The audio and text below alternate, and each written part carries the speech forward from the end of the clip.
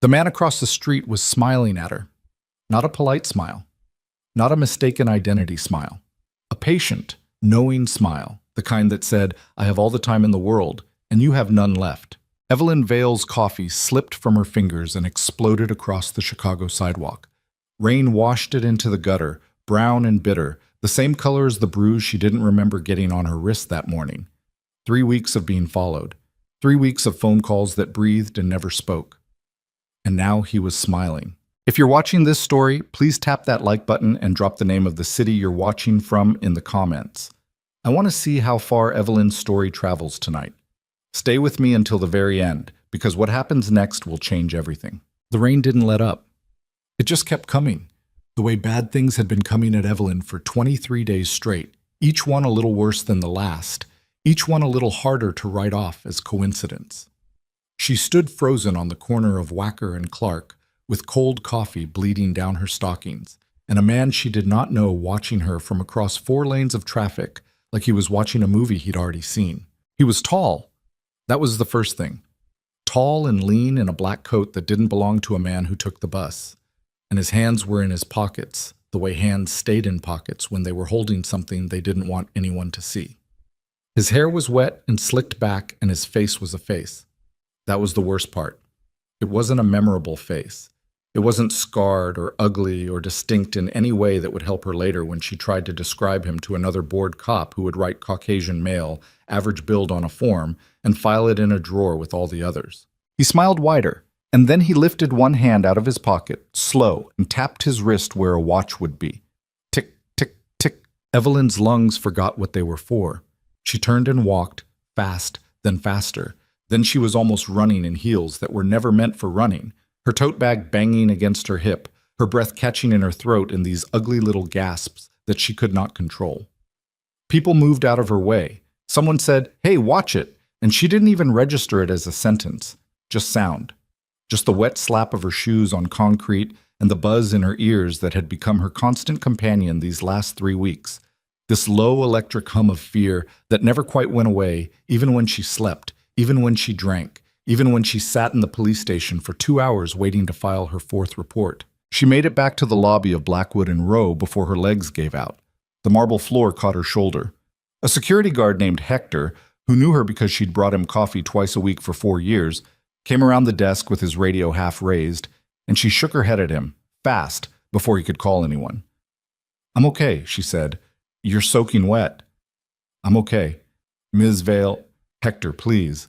He looked at her for a long second. He had a daughter. He'd shown Evelyn pictures of her at the birthday party last spring.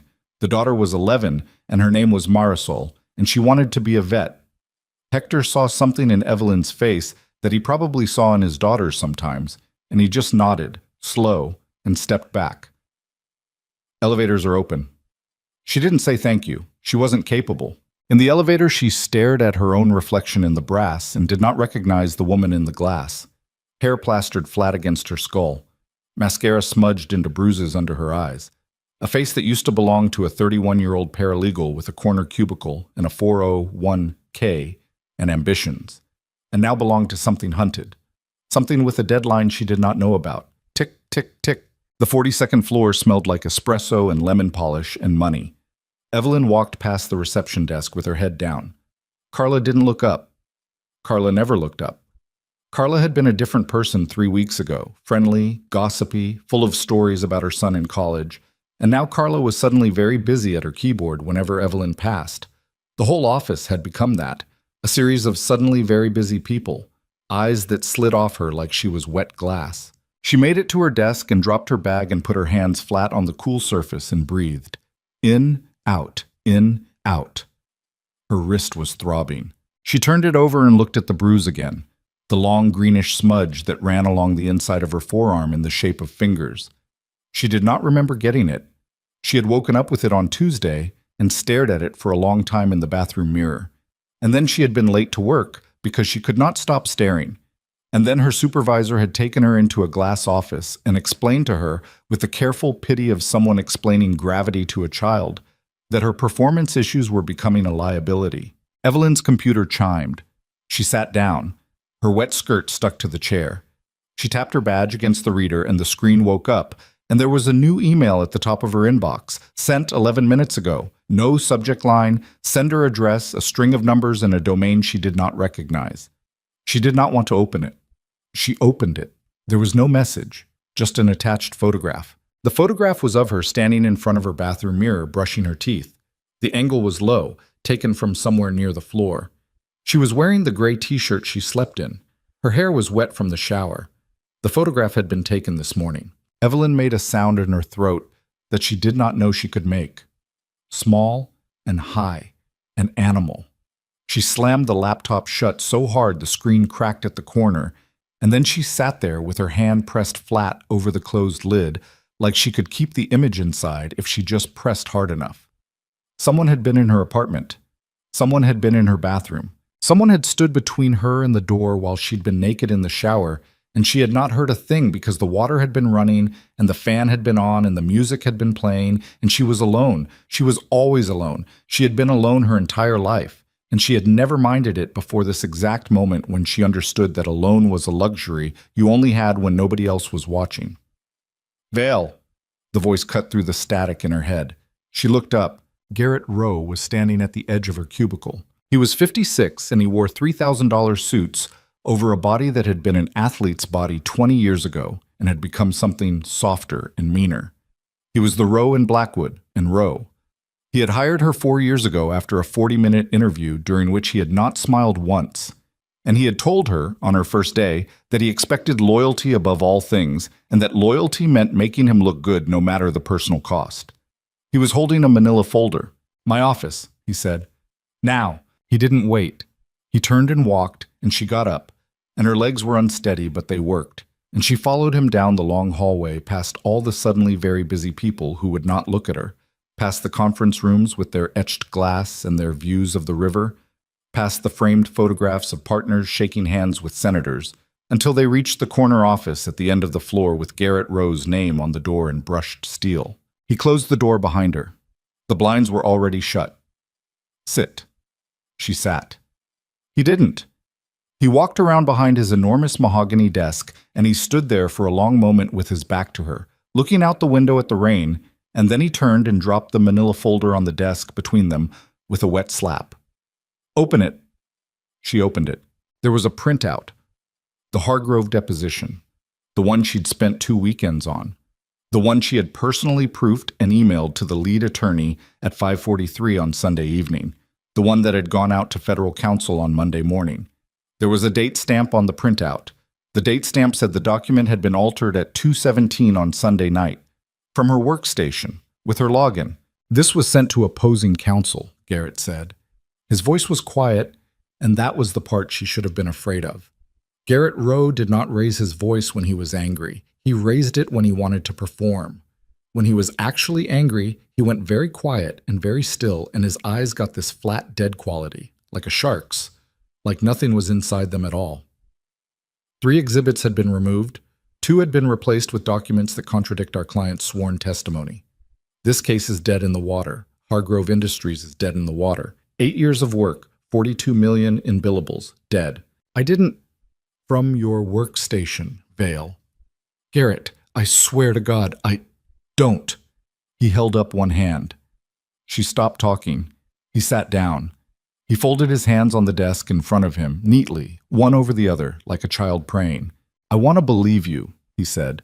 I want to believe that someone has been targeting you, that this is sabotage. I want to believe it because in 28 years, I have never been more wrong about anyone than I would be about you, if it turns out you did this. You were going to be a partner here, Evelyn. You were going to be the youngest woman ever to make partner in this firm's history. We had the trajectory mapped. We had the announcement scheduled. We had a future. He paused. But there's no evidence anyone else accessed your workstation. The badge logs show only you. The keystroke audit shows only you. It pulled the surveillance from Sunday night, and there is footage of you in this office at 2:14 on Sunday morning at your desk typing. I wasn't here Sunday. You were on camera, Evelyn. I wasn't here. You were on camera. She felt the room start to tilt. She gripped the arms of the chair. She made herself breathe. She made herself look at Garrett Rowe's face, and she said slowly, "Show me the footage." He stared at her. For a long time, he did not move. And then, finally, he sighed, and he turned his monitor around, and he tapped at his keyboard, and a video began to play. It was her.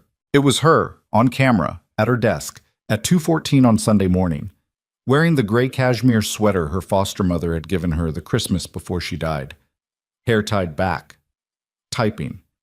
She had not been at the office on Sunday. She had been at her apartment. She had been watching a documentary about glaciers and eating cold lo mein out of the container. And she had been alone, completely and entirely alone.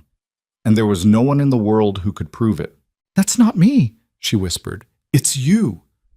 "Garrett, that is not me." He turned the monitor back. He looked tired. He looked, for one strange flickering second, almost sad. And then his face closed up and became the face of a senior partner in a $40 million firm, and he said evenly, "You have until end of business Friday to give me one piece of evidence, one that exonerates you. If you don't, I will have no choice but to terminate you for cause and report this to the bar. You will never work in this industry again. Do you understand me?" "Garrett, do you understand me?" She nodded. She could not speak. "Get out of my office." She got up. Her legs barely held her. She made it to the door, and she had her hand on the knob when he said, very quietly, behind her, "Evelyn." She turned. He was looking at her with that flat, dead shark expression. "Whatever is going on with you," he said, "fix it. Or fix yourself. I don't care which." She walked out. She walked back down the long hallway past all the suddenly very busy people, and she made it to her cubicle, and she sat down and she opened her bottom drawer, and she found, sitting on top of her spare blazer, a single white envelope. Her name was written on the front in handwriting she did not recognize. She did not want to open it. She opened it. Inside was a Polaroid of her, asleep in her bed, taken from the foot of the bed, her face turned toward the camera, her mouth slightly open, one hand curled near her cheek, vulnerable, childlike, trusting. On the back, in the same handwriting, 3 words. "Soon, sweet girl." Evelyn sat very still. She did not cry. She did not scream. She did not get up and run to Hector at the security desk or call the police or do any of the things a sane person would do. She sat very still, and she looked at the photograph of herself sleeping, and she understood, with a clarity she had not had in 3 weeks, that she was going to die. Not maybe. Not might. Was. Whoever this was, whatever this was, it was not going to stop. The police had already decided she was making it up. Her boss had already decided she was sabotaging her own career. The cameras had already shown her doing things she had not done. Her own face was being used against her. Her own apartment, her own bed. She had run out of doors. She had 1 number left. She had told herself, when she'd saved it 6 months ago, that she would never call it, that she would lose his card, that she would burn it, that whatever had happened the night of the gala had been a moment, and moments ended, and people like her did not get involved with people like him. She pulled out her phone. Her hand was shaking so badly she nearly dropped it twice.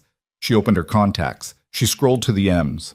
Moretti, D. She had stared at this entry for 6 months.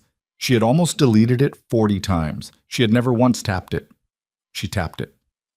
The phone rang exactly once before he picked up. "Evelyn." His voice was exactly as she remembered it, low, calm, like the air right before a thunderstorm broke. He said her name the way a man names something he owns. Not roughly, not arrogantly, just with the quiet certainty of someone who has been waiting for a call and is unsurprised it has finally come. She couldn't speak. "Evelyn," he said again. "Breathe." She breathed. "Where are you?" "My office," she managed. "Are you safe right now?" I don't know." There was a small sound on the other end of the line, a door closing, a pen being set down. Something quiet and deliberate that meant whatever Damian Moretti had been doing 30 seconds ago, he was not doing it anymore. "Tell me what's happening," he said. "There's a man," she said. "There's a man following me. He's been following me for 3 weeks. He's in my apartment, Damian. He was in my apartment this morning. There are pictures. There are pictures of me sleeping, and someone is using my name at work, and they're going to fire me, and I don't, Evelyn, I don't know what to do. Evelyn, listen to me." She closed her eyes. She listened. I want you to walk out of your office building right now. Do not take the elevator. Take the stairs. Go down to the 3rd floor and take the elevator from there to the lobby. Do not go out the front entrance. There's a service exit on the east side of the building that lets out onto Lower Walker. I want you to walk out of that exit. There will be a black car waiting for you. The driver's name is Cyrus. He will say my name first. If anyone else approaches you, anyone, you do not get in their car. Do you understand me? Yes. Say it back to me. Stairs to 3rd floor, elevator to lobby, east service exit, black car, Cyrus. He says your name first. Good girl. Something inside her chest cracked open at those 2 words. She was 31 years old, and she had not been called good girl by anyone in 23 years, and she did not have time in this moment to examine what it did to her to hear it now from him. Evelyn. Yes. Don't pack anything. Don't tell anyone. Don't bring your laptop. Leave your phone on. I will be on the line with you the entire time. Stand up now. She stood up. Her legs held her. She picked up her bag. She did not pick up her laptop. She did not look at the Polaroid still sitting on her desk. She walked slowly, casually, like a woman going to lunch, toward the door at the back of the floor that led to the stairwell. She passed Carla, who did not look up. She passed 2 associates she had trained, who suddenly became very interested in their phones. She passed the framed photograph of Garrett Rowe shaking hands with the governor. She pushed open the stairwell door. It clanged shut behind her. The stairwell was cold and gray and smelled like old paint, and the floor was concrete and her heels echoed and her breath came in short, sharp pulses she could not control. I'm in the stairs, she whispered into the phone. Good. Keep moving. She went down. 42nd floor, 41st, 40th, 39th. Her heart was pounding so loud she could hear it inside her skull. Damien, I'm here. Why are you helping me? A pause. We'll talk about that when you're safe. Damien, keep moving, Evelyn. She kept moving. 35th, 34th, 33rd. Somewhere below her, very faint, she heard another door open. She froze. Footsteps. Heavy ones. 2 flights down. Maybe 3. Coming up. Damien, she breathed. Someone's in the stairwell. How far down? I don't know. 2 floors. Maybe. Get to a floor exit, now. She turned. The nearest door was 3 steps up. She lunged for it and pulled. It was locked. She pulled again. Locked. She pulled the handle 1 floor down. Locked. The footsteps were getting louder. She could hear breathing now. A man breathing through his nose, slow and even, the breathing of someone in no hurry. They're all locked. Keep going down. 2 more floors. 31st will be unlocked. Go. She went. She didn't walk anymore. She ran. She ran in heels down a concrete stairwell with her bag flapping against her hip and her phone clutched to her ear and her breath ragged in her throat. And the footsteps below her were running too now, fast and steady and confident, gaining on her, and she could hear something else. A small metallic sound, the unmistakable click of something being unfolded, something small that opened and locked. A knife. She made the landing for the 31st floor and she threw herself at the door and she pulled and oh, thank God, thank God. The handle moved, the door opened, she was through it. She slammed it shut behind her and she ran. She ran across an empty floor that was under construction, plastic sheeting hanging from the ceiling, drywall stacked against the walls, the smell of new paint and sawdust, and she ran toward the elevators at the far end of the floor, and she jammed her finger against the call button over and over and over, and the indicator above the door said the elevator was on the 8th floor and climbing. Behind her, the stairwell door opened, slow. She did not turn around. She stared at the elevator indicator. 12th floor, 15th, 18th. Damien, she whispered. I hear him, Damien said. His voice had changed. Something in it had gone perfectly, terrifyingly flat. Evelyn, he said, I want you to listen very carefully. There is a fire extinguisher on the wall to your right, 3 feet behind you. I want you to pick it up, slowly. Do not turn around. She moved her hand. She felt for the wall. Her fingers closed around cold red metal. She lifted it. It was heavier than she expected. Behind her, the footsteps had stopped. He was standing just inside the doorway, watching her. She could feel him watching her. The hair on her neck was standing up, and her skin had gone cold and her bladder was threatening to let go, and she gripped the fire extinguisher with both hands, and she stared at the elevator indicator. 22nd floor, 25th, 28th. He's going to move in 3 seconds, Damien said. When he does, you turn and you swing. You aim for his head and you do not stop swinging. Do you understand me? Yes. Evelyn. Yes. You are going to live through this. The footsteps started again, fast, running. She turned. He was 10 feet away and closing, and he was smiling, that same patient smile. And he had a folding knife in his right hand, and his coat was open, and there was something else on his belt, a roll of duct tape. And her mind made a sound that was not a thought. It was just a long, high white scream, and she swung the fire extinguisher with everything she had. It connected with the side of his head with a sound like a melon hitting concrete. He dropped. The knife skittered across the concrete floor. She did not stop. She swung again. She swung a third time. She was screaming now. She could hear herself screaming, this animal sound coming out of her throat, and she would have kept swinging forever if the elevator hadn't dinged behind her. She turned. The doors opened. 2 men stepped out. They were both in dark suits. They were both tall. They were both extraordinarily calm in a way that men in suits are not supposed to be calm when there is a screaming woman with a fire extinguisher standing over a bleeding body. The one in front had gray at his temples. He took one look at the man on the floor. He took one look at her. He said very quietly, "Mr. Moretti sent us." Evelyn's knees finally gave out. The fire extinguisher hit the floor with a clang and she went down beside it, and the second man caught her before her head hit the concrete. And somewhere very far away she could hear Damien's voice still coming out of the phone she had dropped, saying her name, saying it over and over. "Evelyn, Evelyn, talk to me, Evelyn." And she could not answer him because she was looking at the man on the floor, at his face. His face was a face. Just a face. Average build, average height, the kind of face you would not remember. But she remembered it now. It was the face from across the street, and as the man with gray at his temples knelt down beside the body and checked the pulse and pulled back the collar of the unconscious man's coat to look at something tattooed on his neck, his expression changed.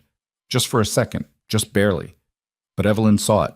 She saw the man with gray at his temples look at the tattoo on the stalker's neck and go pale. He stood up. He pulled out his own phone. He pressed a button. He said 3 words and 3 words only into the receiver. "Sir, it's family." Evelyn did not understand what that meant. She would not understand what that meant for another 6 hours, when Damien Moretti would sit her down in front of a fire in a marble room 60 miles outside the city and tell her, with his hand wrapped around hers and his voice gone soft in a way she had never heard before, that the man who had been hunting her for 3 weeks had not been hired by a jealous coworker. He had not been hired by Garrett Rowe. He had not been hired by anyone at Blackwood and Rowe.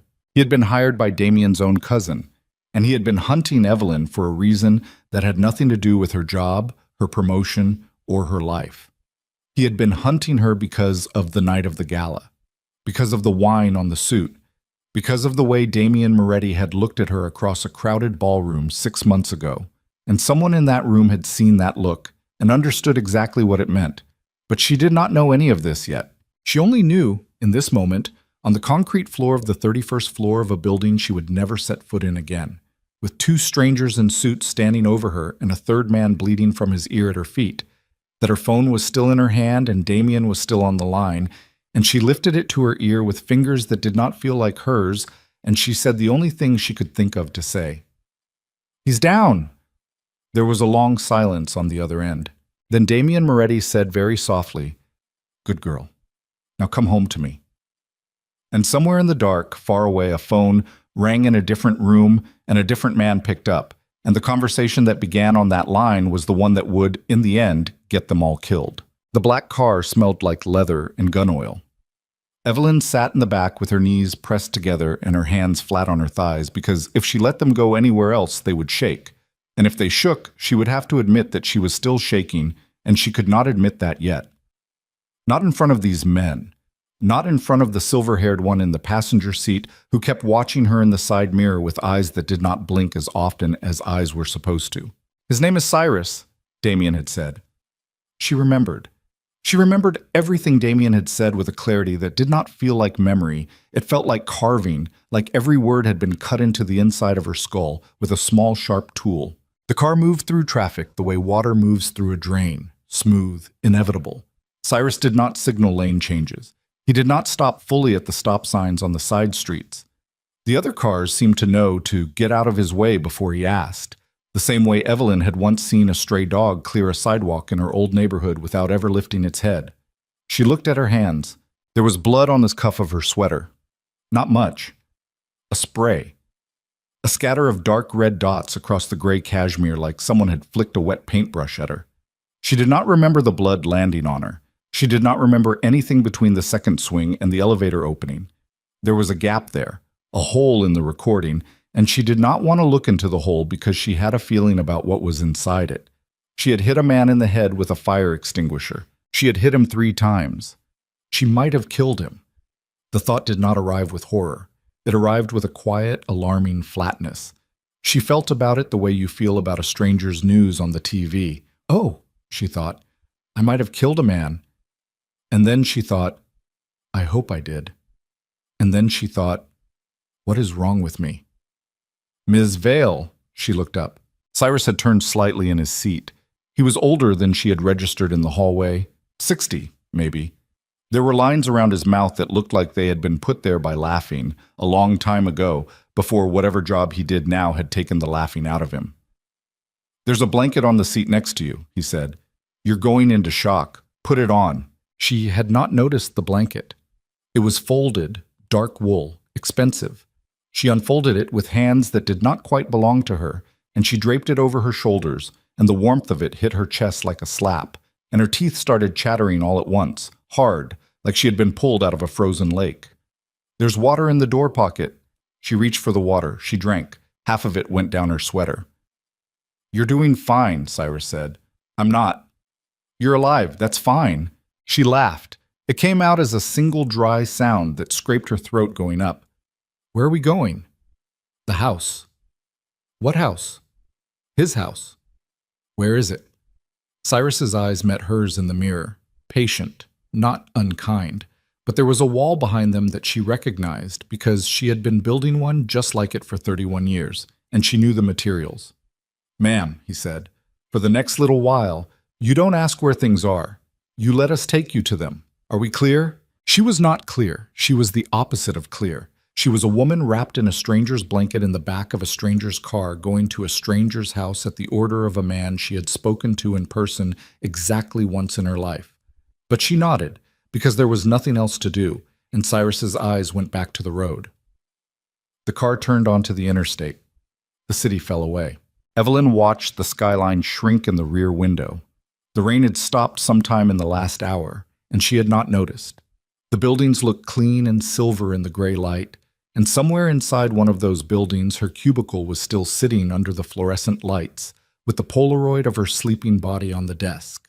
And somewhere on the 31st floor, a stalker was either dead or in custody or in a place she did not want to think about. And somewhere on the 42nd floor, Garrett Rowe was telling someone, probably the head of HR, that Evelyn Vale had walked out of his office and never come back, and the whole carefully constructed shape of her life was already, in this exact minute, being erased. She had no laptop, no notes, no badge, no keys to anything that mattered.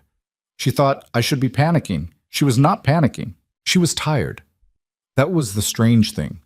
She was so tired she could feel her eyelids dragging. The last 3 weeks of not sleeping, of jumping at every door slam, of waking up at 3 a.m. to check the locks, of pouring out drinks at bars because she was afraid of what might be in them. All of it landed on her at once, in the back of this warm-smelling car, and she leaned her head against the window, and she felt the cold glass against her temple, and she closed her eyes. And the last thing she saw before sleep took her was Cyrus's hand reaching back over the center console with a second bottle of water in case she wanted it later. She woke when the tires changed sound under her. Gravel.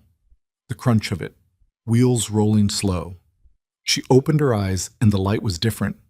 The sun had come out somewhere in the last hour, low and gold, and they were not on a road anymore. They were on a long driveway lined with old oaks, and at the end of the driveway was a house she did not have words for. It was not a mansion. Mansion was the wrong word. Mansion sounded showy. This was something older than showy. This was stone the color of bone, weathered for 100 years, set into a hill above a wide flat lawn that ran down to a tree line and disappeared. The windows were tall and narrow, and there were too many of them to count. A pair of black iron gates had closed behind them somewhere she had not noticed, and there were two men standing on the front steps in dark coats, with their hands clasped in front of them, in the way men stand when they are not bodyguards. They are guards. And there is a difference, and she could see it. The car pulled up under a stone portico. Cyrus got out first. He came around and opened her door. "Ma'am." She did not move.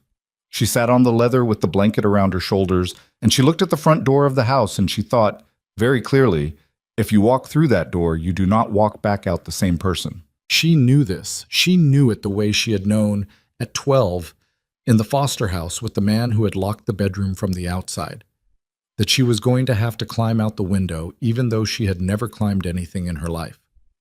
There were certain doors. There were certain moments. You felt them. This was one. Cyrus waited. He did not rush her. He stood beside the open car door with his hands clasped behind his back and his eyes on a point somewhere over her left shoulder, and he gave her the time she needed. She thought about Garrett Rowe. She thought about the Polaroid on her desk. She thought about the smile from across the street, and the tap on the wrist where a watch would be, and the sound the fire extinguisher had made when it hit a human skull. She got out of the car. Her legs held her, barely. She walked up the steps. The guards did not look at her. The front door opened before her hand could touch it, opened by a thin woman in a gray dress with her hair pulled back tight enough to lift her eyebrows, and the thin woman stepped aside without a word, and Evelyn walked into the house, and the door closed behind her with a sound that felt very final. The foyer was the size of her apartment, stone floor. A staircase that climbed up into shadow, the smell of wood smoke, and something else, something cleaner, like lemons. There were no family photographs. There were no decorations of any kind that suggested a person actually lived here. It was a beautiful empty room, and it made her stomach hurt. "Mr. Moretti is in the library," the thin woman said. She had a voice like ironed cotton, smooth and warm and impossible to read. "Through the doors on the left. He's been waiting for you." Evelyn nodded. She did not move. "Ma'am," the thin woman said, very gently, "you have blood on your sleeve. Would you like to change first?" "No." "There are clean clothes in no." The thin woman did not argue. She bowed her head, half an inch, and stepped back into a doorway and disappeared, and Evelyn was alone in the stone foyer with her own breathing and the very faint sound of a fire crackling somewhere off to her left. She walked. The doors to the library were tall and dark, and one of them was half open. She pushed it the rest of the way with her fingertips, and she went in. He was standing at the far end of the room with his back to her. The library was long and dark and lined with books that looked like they had actually been read. The spines cracked and uneven, and there was a fireplace burning low at the end, and Damian Moretti was standing in front of it with his sleeves rolled up to his elbows and a glass of something amber in his hand, and he was looking into the fire, and he did not turn around when she came in. He said without turning, "Sit down before you fall down." There was a leather chair to her left. She sat down in it. The blanket was still around her shoulders. He turned then. He looked older than she remembered. 6 months ago at the gala, he had looked like a man cut out of marble. Black hair, brutal cheekbones, a mouth that did not smile because smiling was for people who needed something. Tonight, he looked like a man who had not slept either. His shirt was open at the collar. There was a shadow of stubble along his jaw. His eyes, the part of him she had remembered most, gray-green and too still, were rimmed with red. He had been awake the entire time she had been awake. She knew it the way she had known about the door. "Are you hurt?" he said. "No." "Show me." "I'm not hurt." "Evelyn." "I am not hurt." He set the glass down on the mantel. He crossed the room. He did it slowly so that she could see him coming. He stopped 3 feet from her chair, and he crouched down in front of her so that his face was below hers, and he reached out, slow, and took her wrist in his hand. He turned it over. He looked at the bruise that had been there for 6 days. He looked at the blood on her cuff. "This isn't yours," he said. "No." "Did you—" "I hit him 3 times." Good. I think I wanted to keep hitting him. Good. That's not a good thing, Damien. He looked up at her. It is tonight, he said. He did not let go of her wrist. He held it gently, and his thumb moved once across the bruise, and she felt the touch in a place that had nothing to do with her wrist, and she pulled her arm back because she could not afford whatever was about to happen next. He let her go without resistance. He sat back on his heels. Talk to me, he said. I don't know where to start. Start with 3 weeks ago. So she told him. She told him about the first phone call, the one where someone had breathed for 40 seconds and hung up. About the second one. About the third. About the morning she had come out of her apartment and found a small dead bird on her welcome mat, neck broken, and how she had told herself it was a cat. About the night she had come home from work and the lights in her apartment had all been on, every one of them, when she knew she had turned them off that morning. About the police. About the first report, the second, the third. About the detective who had told her kindly that most stalking cases were ex-boyfriends, and was she really sure she didn't have an ex-boyfriend? Because she could go ahead and tell him that wouldn't be embarrassing. That was just statistics. She told him about the Hargrove deposition. She told him about the surveillance footage. She told him about the Polaroid in her drawer. She told him about the man across the street, smiling, tapping his wrist. She told him everything, and Damien did not interrupt her once, and when she was done she felt scraped out, like someone had taken a spoon to the inside of her chest and removed something, and the room was very quiet except for the fire. Damien stood up. He walked back to the mantel. He picked up the glass. He drank. The man on the 31st floor is alive, he said. Okay. His name is Mason Kowalski. He has done 4 contract jobs that we know of in the last 7 years. He works out of Newark. He is not the kind of man you hire to scare a paralegal off a promotion. What is he the kind of man you hire to do? Damien set the glass down. He did not answer for a long moment. When he did, his voice had gone very flat. You don't hire Mason Kowalski to scare a woman. You hire him to break her. You hire him to make her hurt herself before he ever has to touch her. You hire him to take her apart so slowly that by the time anyone notices she is missing, she has already disappeared inside her own skin. Evelyn did not move. He was not hired by your boss, Evelyn. Then who? Cyrus pulled back his collar in that hallway. There was a mark on his neck, a tattoo. I saw it.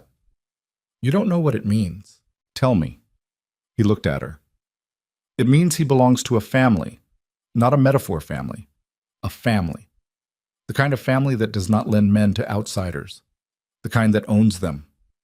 Whose family? Mine. The fire popped. A log shifted somewhere inside the grate, and a single bright spark jumped out onto the stone, glowed for a second, and went black. Evelyn felt the room get small. Yours, she said. My cousin's, technically. Your cousin. Lucien. Why? That, he said, is what I have been trying to answer for the last 2 hours. She stood up. The blanket fell off her shoulders. She did not notice it land. You're telling me, she said very quietly, that the man who has been hunting me for 3 weeks works for your family. Yes. That whoever sent him is connected to you. Yes. That the reason this is happening is because of you. He did not answer. He did not have to. She walked slowly around the chair. She walked to the window. She looked out at the dark lawn, the dark trees, the gates somewhere down at the bottom of the drive that had closed behind her car and now stood between her and the road back to the city and the apartment and the cubicle and the entire pretend life she had been living up to 10 o'clock this morning. I should have let the police handle it, she said. The police were not going to handle it. I should have run. Where? Anywhere, Damien. Anywhere but here. You would have been dead by Saturday. You don't know that. I do. You don't get to know that. She turned. She was not crying. She was past crying. She was somewhere on the other side of crying where the air was very thin and you could hear your own heartbeat in your ears. 6 months ago, she said. The gala. Yes. I spilled a glass of wine on you. Yes. I apologized. You said it was fine. We talked for 11 minutes by the bar. You asked me what I did. I told you. You told me a story about your grandmother. I laughed. You gave me your card. I went home in a cab.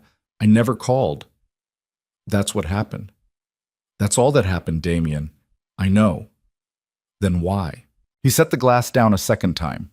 He came toward her. He stopped close enough that she could smell the smoke on his shirt and the very faint scent of his skin underneath it, and his eyes were so tired and so steady and so unwilling to lie that for a second she almost could not look at him. Because, he said, after you left, I told a man at the bar to find out everything about you. Where you lived, where you worked, where you grew up, what you were afraid of, whether you had anyone. That is insane. Yes. That is the behavior of a deeply unwell person. Yes. Damien, I never made contact, Evelyn. I never approached you. I never sent flowers. I never had you followed in a way that would have made you feel watched. I read about you, that's all. I read your file the way some men read scripture. I knew what coffee you ordered before 9 in the morning and what kind you switched to after lunch. I knew about your foster mother. I knew about the scar on your wrist. I knew you had a watercolor class on Thursdays at the community center for 6 weeks last spring and that you stopped going because you said you weren't good enough. I knew everything, and I did nothing with it. Because the second I met you, I understood that if I came any closer than that, I would not be able to let you go again. And you had built a life that did not have room in it for a man like me. She stared at him. She could not move. I am not a romantic, he said quietly. I have not been romantic about anything in my life. I have been efficient. I have been ruthless. I have been the man my father raised me to be. But I read that file every week for 6 months, Evelyn, the way a man checks a window to make sure the lock still works. And I told myself I was protecting you from a distance. And what I was actually doing was building a list of every way someone could hurt you. Because someone in my family saw me look at you across that ballroom, and they kept that information. And now, stop. Someone has spent 3 weeks taking apart your life piece by piece using that exact list. And I have to live with the fact that, Damien, stop. He stopped. She stepped back. She put her hand against the cold glass of the window because she needed to feel something that was not him, was not this room, was not the inside of her own head. You watched me, she said, for 6 months. You watched me, you knew about my mother, you knew about the scar, you knew what I drank and where I painted, and you never said a single word to me, and you let me walk around for 6 months thinking I was alone in a city of 3 million people, and now you're standing there telling me that you did it for love? I didn't say love.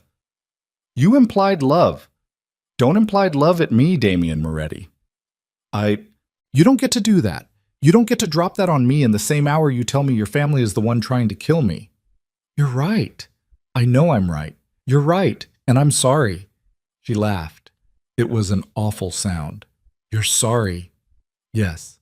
You watched me brush my teeth for 6 months, and now you're sorry. I never watched you, Evelyn. I had a man pull a file once a month. I read paper. I never had a camera in your apartment. I never had a man in your hallway. I have never in 6 months been within 100 feet of you. I swear that to you on... He stopped. He did not say what he was going to swear it on.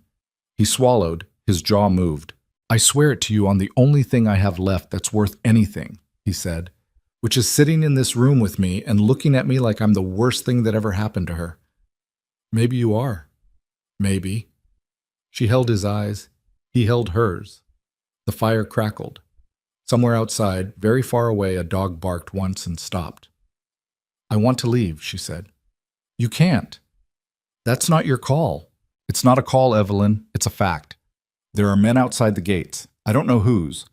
There were 2 cars on the road behind us between mile marker 42 and the turnoff. Cyrus burned them off in the construction zone, but they know roughly where we are. If you walk out of this house tonight, you will be in the trunk of a car before morning. You don't know that. I know exactly that because I have put women in trunks of cars before. The room went still. She stared at him. He did not look away. You wanted the truth, he said. That's the truth. I am not a good man.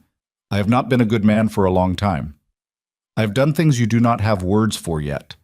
I have given orders I cannot take back. And the only reason I'm standing here telling you any of this is because if I lie to you tonight, if I make myself into a softer thing than I am because it's easier for you to look at, you will trust me. And tomorrow or the day after, when you find out the truth on your own, you will run and you will die, Evelyn. You will die. And I am not... I am not willing to let that happen because I was too much of a coward to be honest with you in this room tonight. She felt something very strange. She felt the floor settle under her, like a building settling onto its foundation after an earthquake. She thought, this is the worst thing anyone has ever said to me, and it is also the first true thing anyone has said to me in years. She did not know what to do with that. She walked back to the chair. She sat down. She put her face in her hands. For a long time, she did not speak. He did not speak either. He stood there, and he let her have the silence, and she could feel him standing there the way you feel a storm sitting offshore. And after a while, she lifted her head, and she looked at him through her fingers, and she said, "Why now?" "What?" "Why now, Damien? If your cousin saw you look at me 6 months ago, why does he wait 6 months to send a man to take me apart? What changed?" He went still. It was not the stillness from before. The from before stillness was the stillness of a man choosing his next move. This was a different stillness. This was the stillness of a man who has just realized he has missed something. "That's a good question," he said slowly. "It's the only question." He turned. He walked to the desk in the corner. He picked up a phone she had not noticed, a small black handset with no buttons on it, and he pressed it once against his ear. He said, "Get me Lucien's calendar for the last 6 weeks. Everything, public and private. I want to know who he's met with, where, and for how long. And I want to know what changed in his life 8 days ago, because something did." He set the phone down. He looked at Evelyn. "You may have just earned your life back," he said. "Don't." "What?" "Don't be charming, Damien. Not tonight. I cannot take it tonight." He nodded. He didn't say anything else. The thin woman in the gray dress appeared in the doorway with a tray. There was a bowl of soup on it, and a piece of bread, and a glass of red wine, and a small white pill in a paper cup. The thin woman set the tray down on the table beside Evelyn's chair without making a sound. "The pill is for sleep," she said. "I don't want it." "You haven't slept in 19 days, ma'am." She stopped. She had not told anyone that. She had not told Damien that. She had barely told herself that because if she said it out loud, it would make her sound like the kind of woman who needed pills, and she had spent her entire adult life being the kind of woman who did not need anything from anyone. "How do you know that?" she said. The thin woman did not answer. She just glanced very briefly at Damien, and then she left the room and closed the door behind her. Evelyn looked at Damien. Damien did not look away. "You said you didn't have me followed," she whispered. "I didn't." "Then how—" "There is a difference," he said, "between being followed and being watched over. I have not had a single man within 100 feet of you in 6 months, but I've had eyes on the building you live in and on the building you work in, and on every car that has come down the street outside your apartment between the hours of midnight and 5 in the morning. The eyes never came inside. The eyes never even came close. But they were there.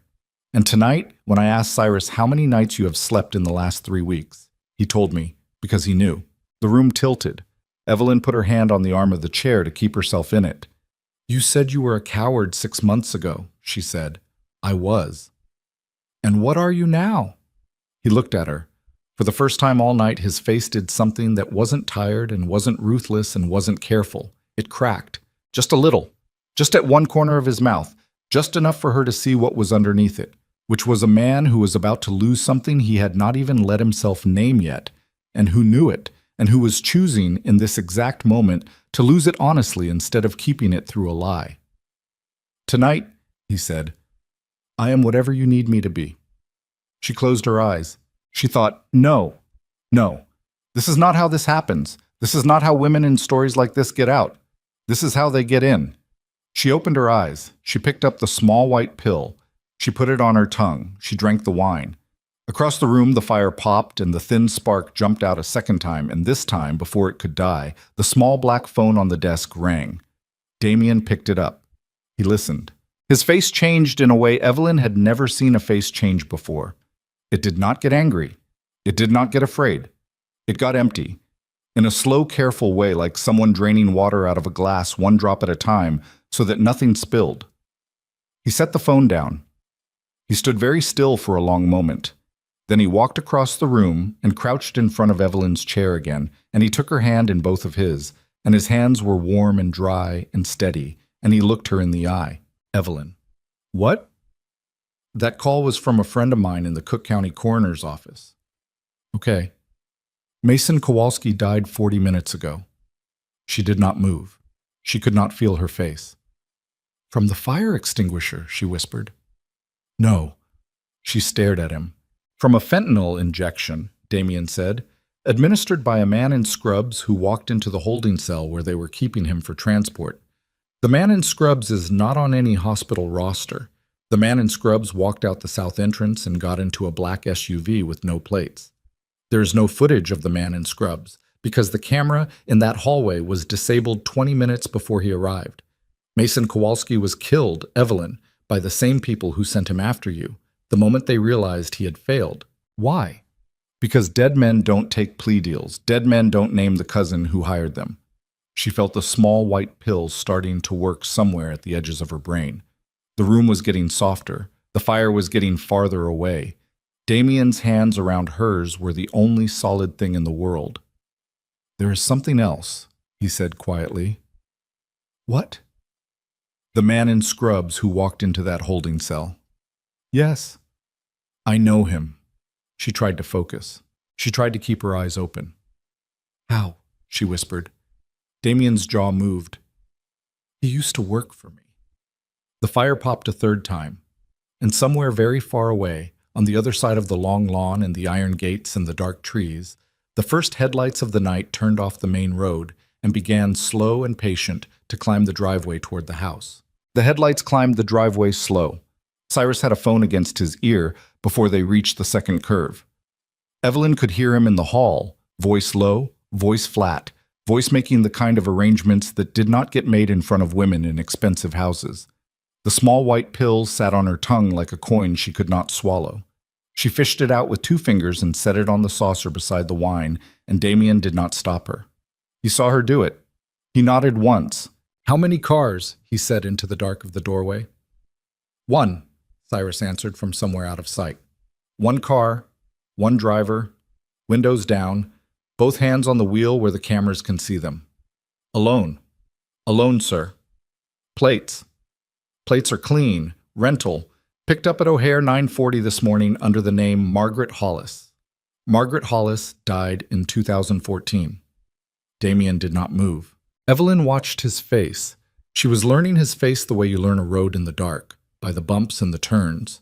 There was a place along his jaw, just under the ear, where a muscle ticked when he was choosing whether to kill someone. It was ticking now. Let the car come up, he said. Stop it at the portico. Do not open the door. I want to see who gets out before they see me. Cyrus nodded and was gone. Damien turned back to her. He had not let go of her hand the whole time. He looked down at it, like he was surprised to find it still in his, and he set it very gently back in her lap. The skin of her palm felt cold where his had been a second before. Go upstairs, he said. No. Evelyn? No. You don't know what's about to walk through that door.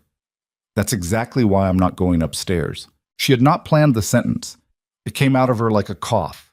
She heard herself say it, and she heard herself mean it, and she understood, with a low, slow horror, that something in her had changed in the back of that car on the interstate. Or maybe earlier, maybe in the stairwell, maybe at the moment her hands had closed around red metal. The Evelyn from this morning would have gone upstairs. The Evelyn from this morning would have done what she was told.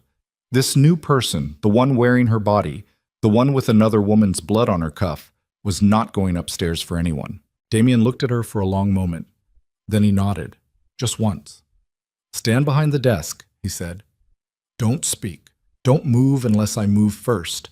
If I tell you to leave the room, you leave the room. That is the only thing I will ask of you. Do you understand? Yes. Say it back. Behind the desk. Don't speak. Don't move. If you tell me to go, I go. Good girl. He turned. He walked to the fire. He picked up the poker from the iron stand and he turned it over in his hand once, considering the weight of it, the way another man might consider a pen before signing a check, and then he set it back. He took something out of the drawer in the side table instead, something small and black and not a pen. He slid it into the waist of his trousers at the small of his back, and his jacket came down over it, and you could not see it unless you knew it was there. He looked for a moment exactly like what he had told her he was. The doorbell did not ring. There was no doorbell. A footman opened the door and a woman walked in. Evelyn heard her before she saw her. Heels on the stone of the foyer, sharp, unhurried, the heels of a woman who had been in this house before and was not impressed by it. There was a small silence. Then the doors to the library opened, both of them this time, and the woman stepped inside. She was 40, maybe 45. Black hair cut short and severe along her jaw, the kind of cut that cost $600 and was meant to look like it cost $20. A camel coat that hung off her shoulders like she had walked out of an editorial. She carried no purse. She carried a single manila envelope, the same kind Garrett Rowe had dropped on his desk this morning, and she carried it the way some people carried a gun. Her eyes found Damien first. Then they found Evelyn. They lingered on Evelyn for one full second. And then they came back to Damien, and the woman in the camel coat smiled, slow and tired, like she had not wanted to make this trip, but here she was. "Hello, baby cousin," she said. Damien did not move. "Sloan, it's been a while." "Not long enough. That's what I always loved about you. You don't pretend." She took 2 steps into the room. She did not ask permission. She walked over to the leather chair Evelyn had been sitting in 3 minutes ago, and she ran one finger along the back of it, slow, and she looked at the blanket on the floor, and she looked at the bowl of soup gone cold on the tray, and her mouth did a small private thing that was not quite a smile and not quite anything else. "You let her into the library," Sloan said. "I'm impressed." "You're not here for impressions." "No," Sloan said. "I'm here because in about 90 minutes, 4 black SUVs are going to come down that driveway, and the men inside them are going to be the men who answer to my husband. And my husband is no longer answering to you, Damien. He's answering to your brother." Evelyn felt the floor do something subtle under her shoes. Damien's face did not move. "I don't have a brother," he said evenly. "You do," Sloan said. She set the envelope down on the chair. "You just never met him." The library went quiet in a way Evelyn had not heard a room go quiet before. Even the fire seemed to hold its breath. Sloan walked, slow, around the chair. She did not look at Evelyn again. She did not need to. She had taken Evelyn in once and put her in a drawer marked later, and Evelyn could feel the drawer closing. "Your father had a son in 1989, Sloan said, in Palermo, with a woman he was not married to and never acknowledged. He paid for her silence until she died in 2003. The boy grew up in a village outside the city. He was raised by a man who told him his father had been a soldier killed in Lebanon. He learned the truth at 19, the way most of us learn the truth, from a stranger at a funeral. Your father met him once, in 2011, and gave him $40,000 and told him to never come to America. And your father is dead, Damien, so the leash is off. Show me proof. It's in the envelope. Show me proof I can read on your face." Sloane's chin lifted half an inch. "His name is Matteo. He is 36. He has been living in Toronto for the last 4 years. He has been meeting with Lucian every Thursday at a steakhouse on Bay Street for the last 8 months. He hired Mason Kowalski. He hired the man in scrubs. He hired the cameras in her apartment, Damien, not Lucian. Lucian is a child playing with matches. Matteo is the fire." "Why? Why is he doing this to her? Or why now?" "Both." Sloan walked to the mantel. She picked up Damien's glass. She drank from it without asking. She set it back down with a small clink that was the only loud sound in the room. "Because 8 years ago," Sloan said, "you killed a man in Newark who had a brother. The brother spent 6 years working his way into Toronto, into the right rooms, into the right ears. The brother is now your half-brother's right hand. The brother told Matteo about you the way you tell a child a fairy tale, and Matteo grew up on it. And Matteo is not coming for your money, Damien. He's not coming for your territory. He's coming for the only thing in your life you have ever let yourself want, because that is the only thing you can lose that will actually break you. And he saw you look at her at the gala 6 months ago, through a man on his payroll, a waiter, I believe." Evelyn made a sound. It was not a word. It was the sound a person makes when they realize the entire shape of the last 6 months has been a hand on the back of their neck, gently steering them. Damien did not turn to look at her. He did not need to. She could feel him hearing her. She could feel the muscle under his ear tick once and then again, faster, and she could feel the room get smaller around all 3 of them. "Why are you telling me this?" he said to Sloan.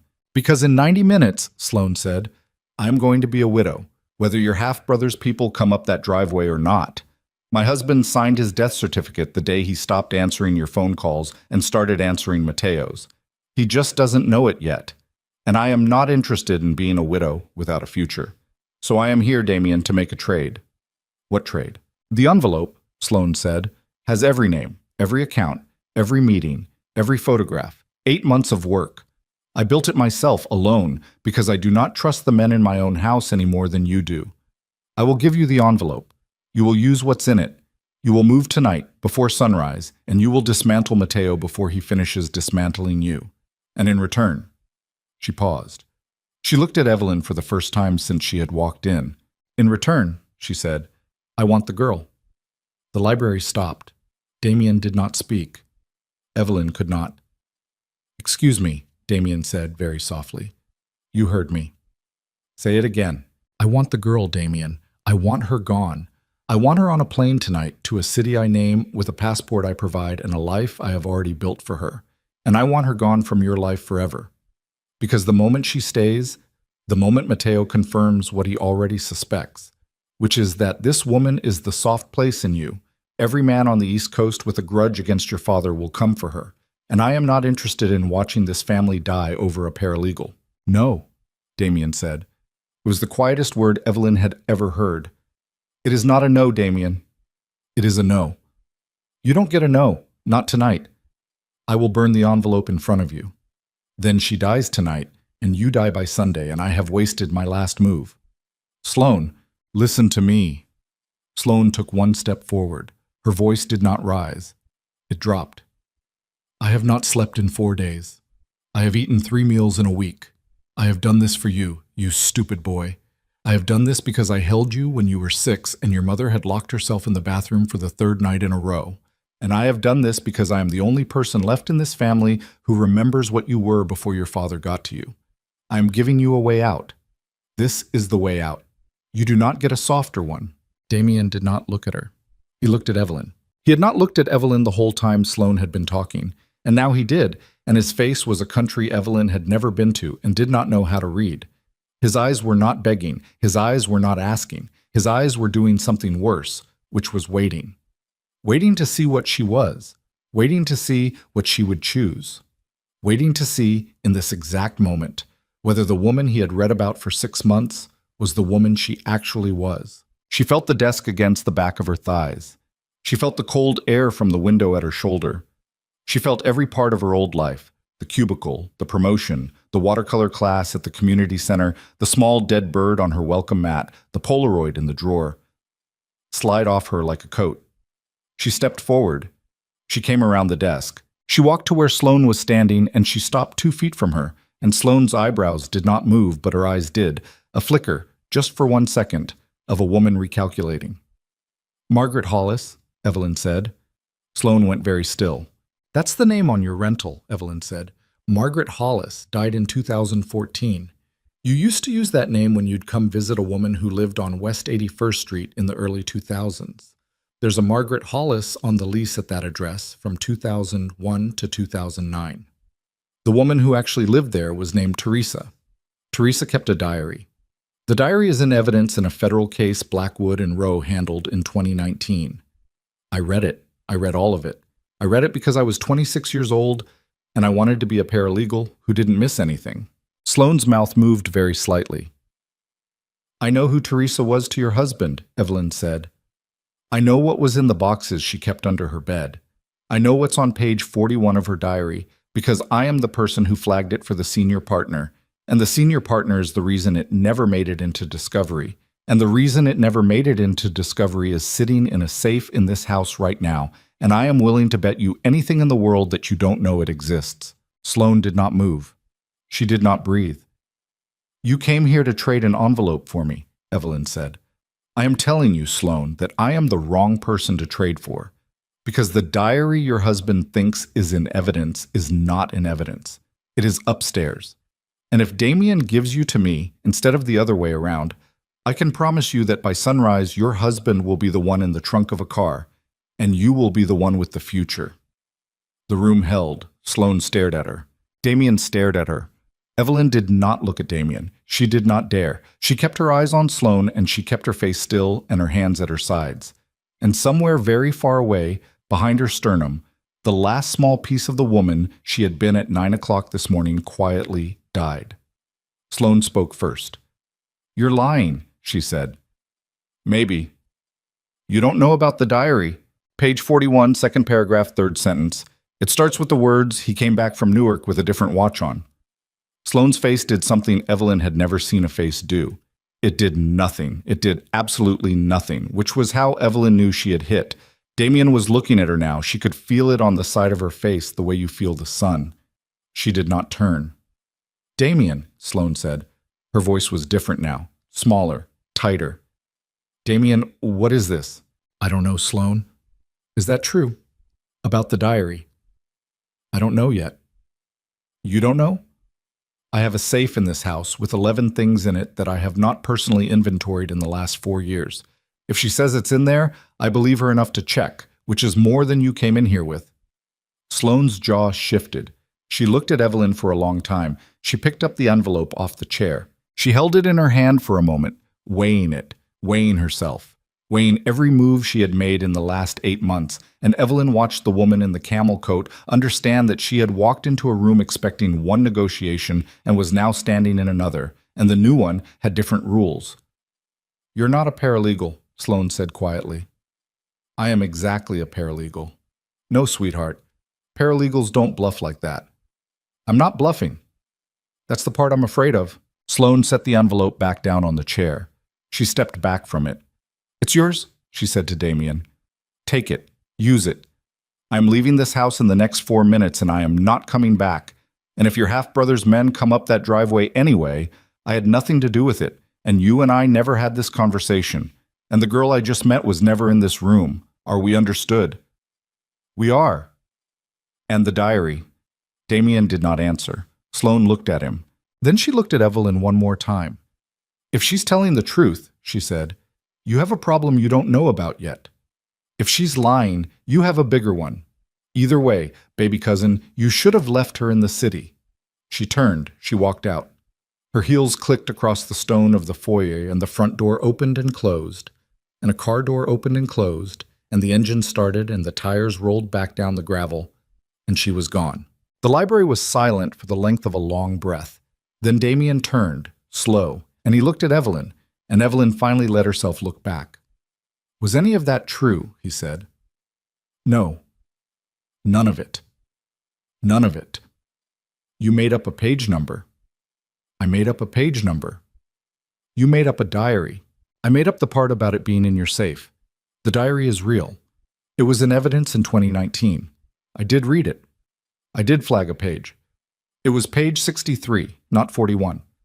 And there was nothing on page 63 about Sloane's husband, because Sloane's husband isn't in the diary at all, because I have never read a diary belonging to anyone named Teresa, because I made Teresa up about 90 seconds ago." Damien stared at her. He stared at her for a very long time. Then he laughed. It was not a happy laugh. It was the laugh of a man who has just watched something he did not believe could happen. It was a short, hard sound that came out of him like he had been holding it down for 20 years. "Evelyn," he said. "Yes." "You just lied to Sloane Moretti." "I know." In her face. "I know." Sloane Moretti has not been lied to successfully by anyone in 26 years. I had a notes app open in my head. He laughed again. It was a little softer this time. Then his face went still. "Evelyn." "Yes." "Sloane is going to figure out you lied within the hour." The air left her chest. "She walked out of here believing you," he said, "which means she walked out of here afraid of you. And Sloane Moretti afraid of a thing is a very specific kind of dangerous thing, because Sloane Moretti does not stay afraid. She goes home, and she sits in a chair, and she takes the fear apart in pieces until she figures out what it was, and what it was, in this case, is a paralegal with no information bluffing the wife of a capo on her own husband's diary. "Damien, she will be back." "How long?" "An hour, maybe 2. Long enough to make a phone call to a man in a basement in Queens who actually has read every diary and evidence in 2019, because that is the kind of man Sloane keeps. He will tell her there was no Teresa, no Margaret Hollis on West 81st, no page 41. And then Sloane will understand exactly what you did, and exactly what it means that you were able to do it, and she will not come back here to negotiate, Evelyn. She will come back here to remove you. The fire popped. The spark jumped onto the stone. It did not go out. Evelyn watched it glow on the warm stone of the hearth, small and orange and stubborn, and she felt something in her own chest light to match it, slow and steady, and not afraid anymore. And she understood, with a clarity she had not had in any moment of her adult life so far, that the woman who had walked into this library 40 minutes ago was not going to walk out of it. She turned to Damien. She kept her voice flat. "Then I need everything in that envelope," she said.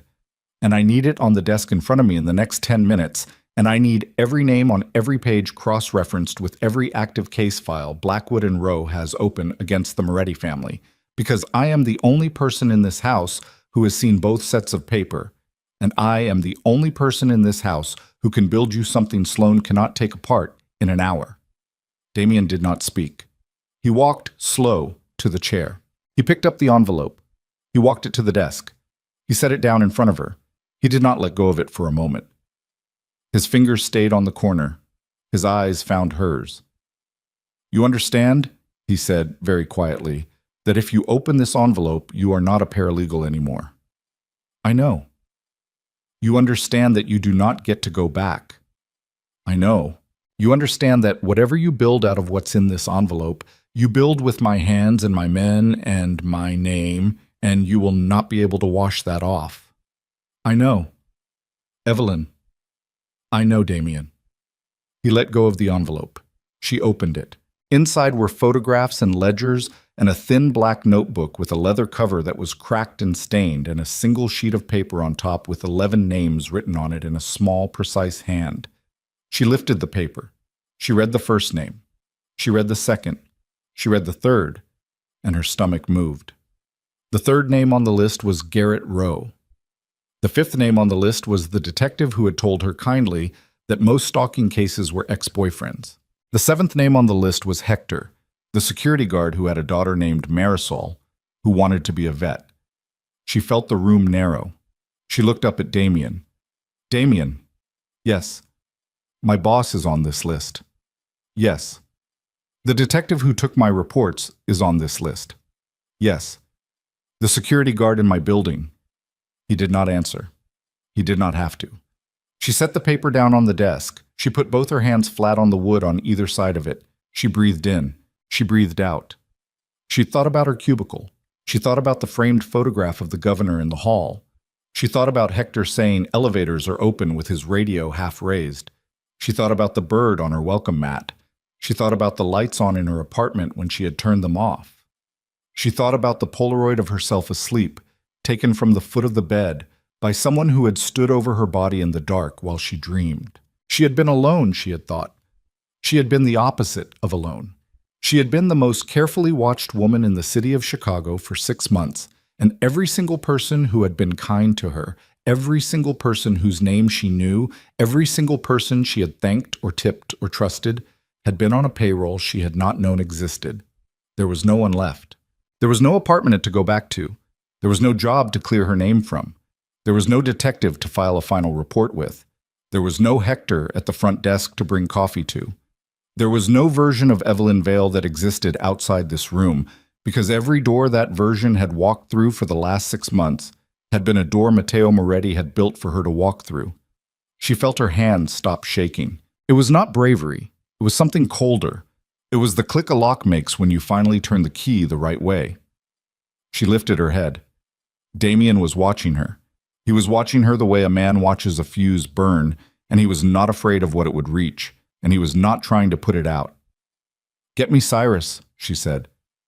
"Evelyn, get me Cyrus, Damien, and get me the senior man in your house who knows where every safe is and what's in them, and get me coffee. Black. And get me a phone that isn't mine, because mine has been listening to me since June, and clear this desk. I need the surface." He did not move for a second. Then he smiled. It was not a happy smile either. It was a small, dark, surprised smile, and it changed his face in a way that scared her and did not scare her at the same time. "Yes," he said. He walked to the door. He opened it.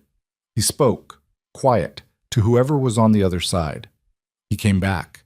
He stood beside her at the desk, and he did not crowd her, he did not touch her. He just stood close enough that she could feel the heat of his arm beside hers, and he waited. She picked up the small black notebook. She opened it to the first page. She started to read. She had 38 minutes before Sloane Moretti's car reached the city limits, and a phone call was made to a man in a basement in Queens, and the only weapon Evelyn Vale had left in the world, which was a lie no one had been able to verify yet, turned in the dark into the rope she would either climb or hang from before sunrise. She read faster. Behind her the fire burned, and the first far headlights of the second car of the night turned off the main road and began, patient and certain, the headlights stopped at the gate. They did not climb the driveway. They sat at the bottom of the slope with their high beams pointed straight up at the house, two cold white eyes 1,000 yards out, and they did not move for the next 4 minutes.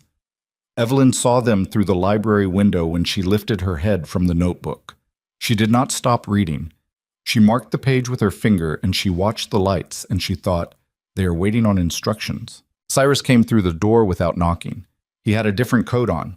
There was a strap across his chest now that had not been there before, and there was something heavy under his left arm under the coat, and the easy stillness from the car ride was gone out of him.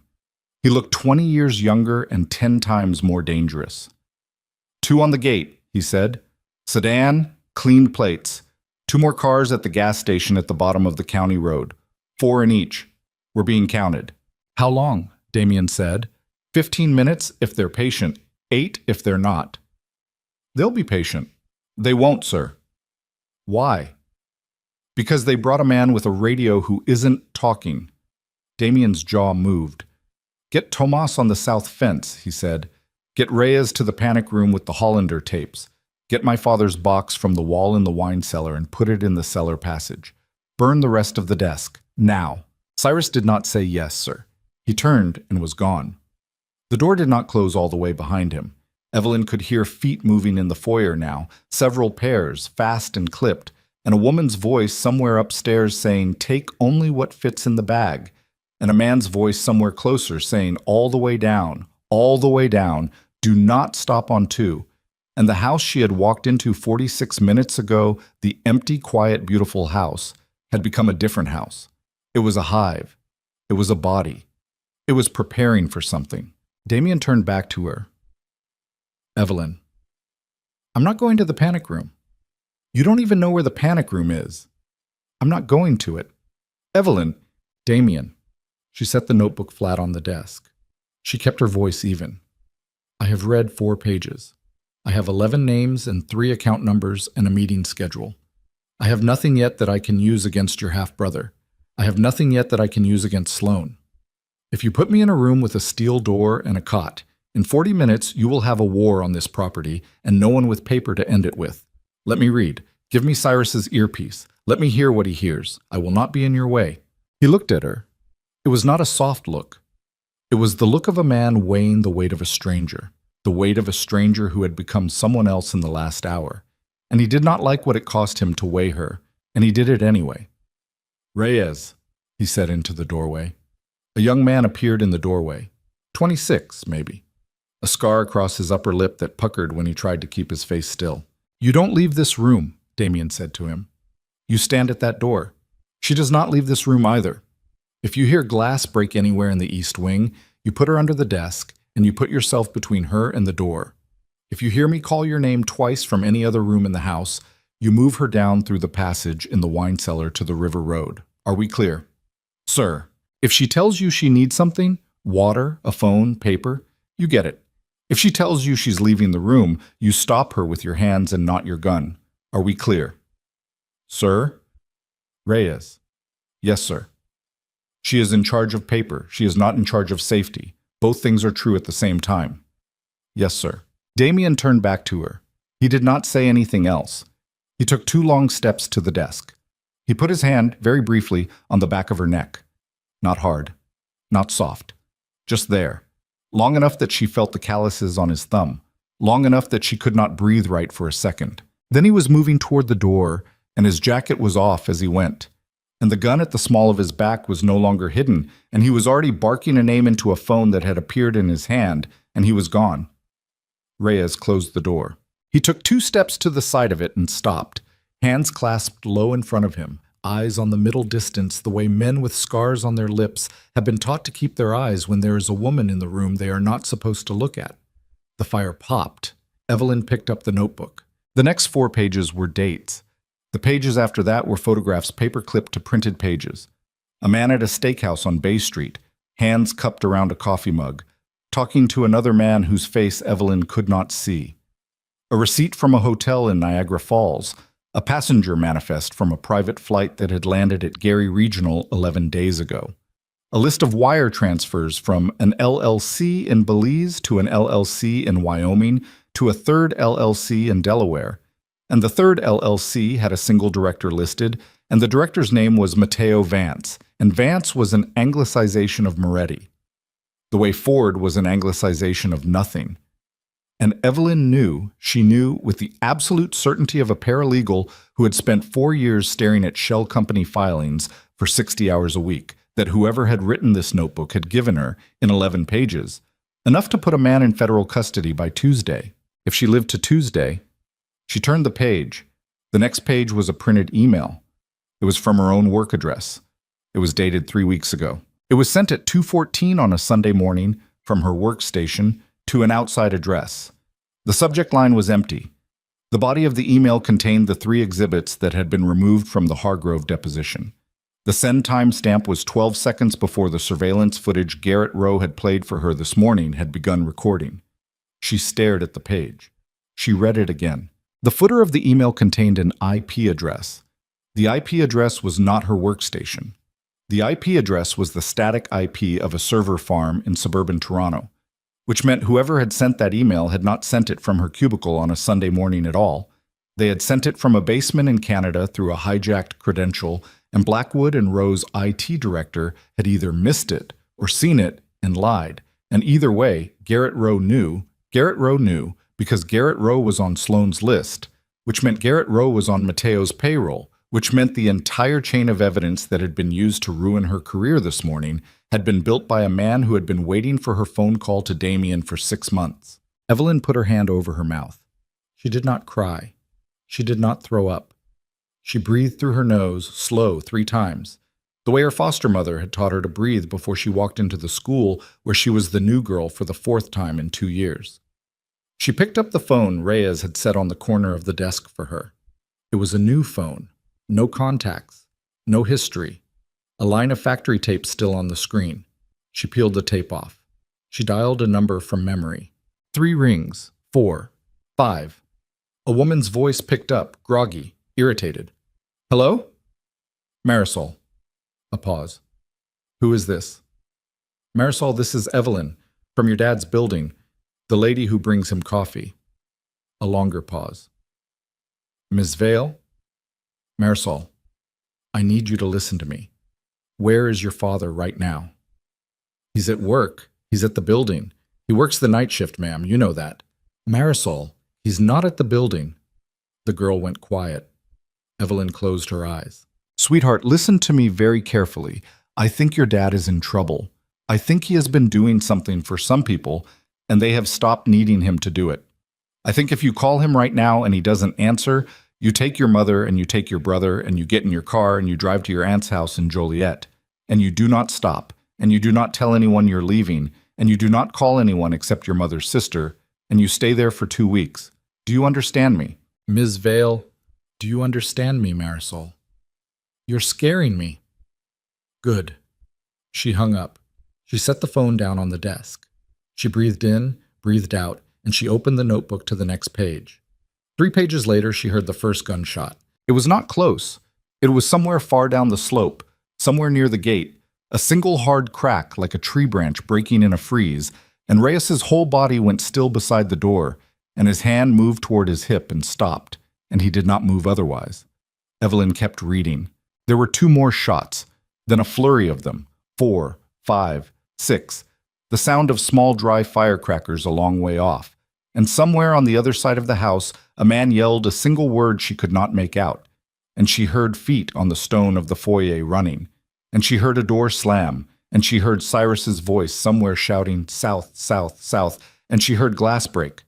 Reyes moved. He did not put her under the desk. He turned the desk on its side instead, fast and hard with his shoulder, and the heavy mahogany fell with a crash that knocked her notebook to the floor and sent the envelope sliding across the rug. And Reyes pulled her down behind the upturned desk with one hand on her shoulder, and his gun was in his other hand now and pointed at the door. "Quiet, ma'am," he said. She was quiet. The shots got closer. There were two more close ones, very close, somewhere inside the foyer, and then there was a long, awful silence that lasted maybe 4 seconds, and then she heard a body fall. It was not the sound of a body falling in a movie.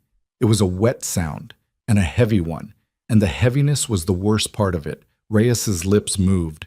He was praying, but not the kind of praying that had words. His eyes did not leave the door.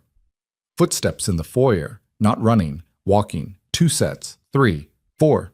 The library doors opened. Damien came through them first. His left sleeve was wet to the elbow. His shirt was open at the second button now, not the first, and there was a long line of dark red along his collarbone that ran into the fabric below. His gun was in his right hand and the slide was open, empty, and he was already pulling a second magazine out of his back pocket as he came through the door. Behind him came Cyrus, who was bleeding from a place above his ear that he had not bothered to wipe. Behind Cyrus came 2 men Evelyn did not know, dragging a third man between them by the shoulders. The third man was alive. His feet dragged on the rug. His head was down.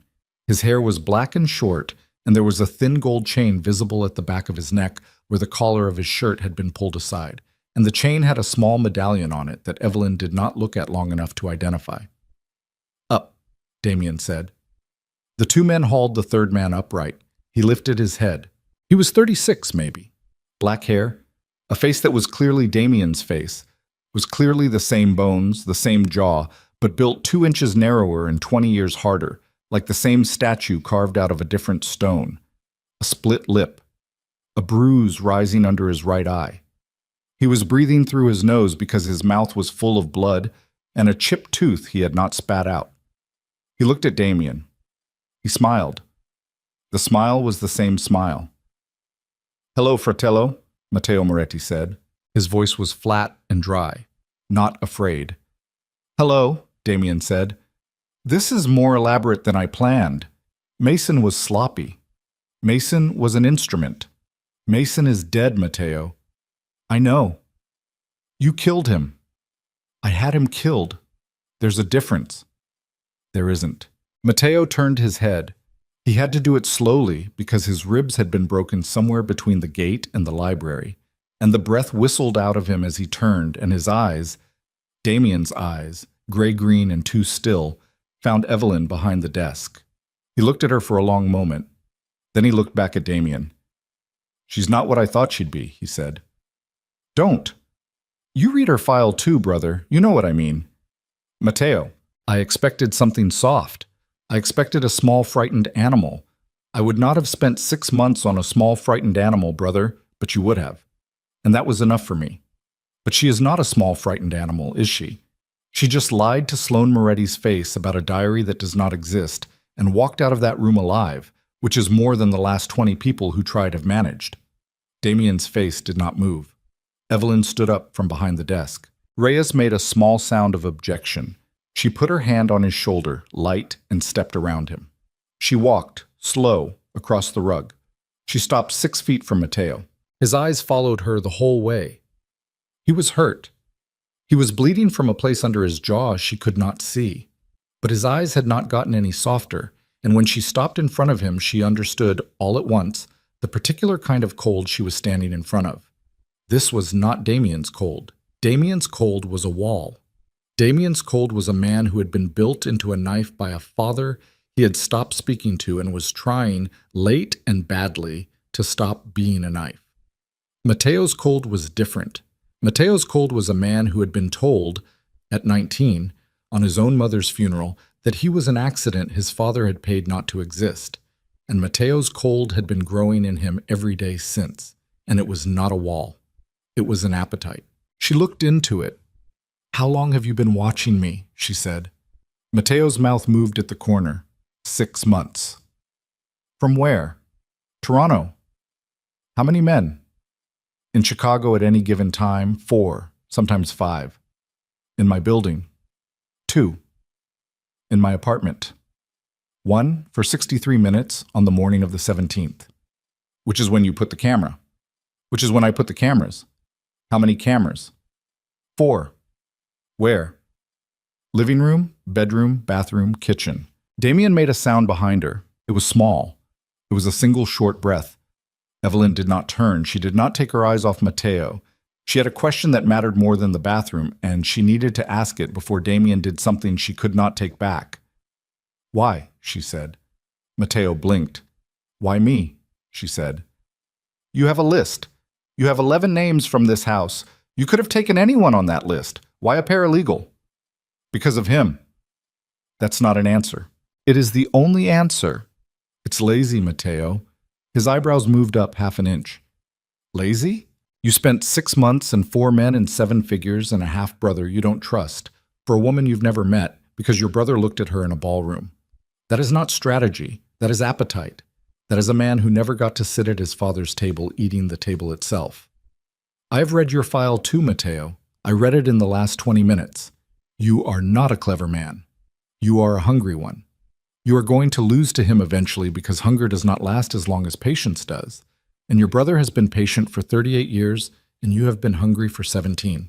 His face did something then. It moved.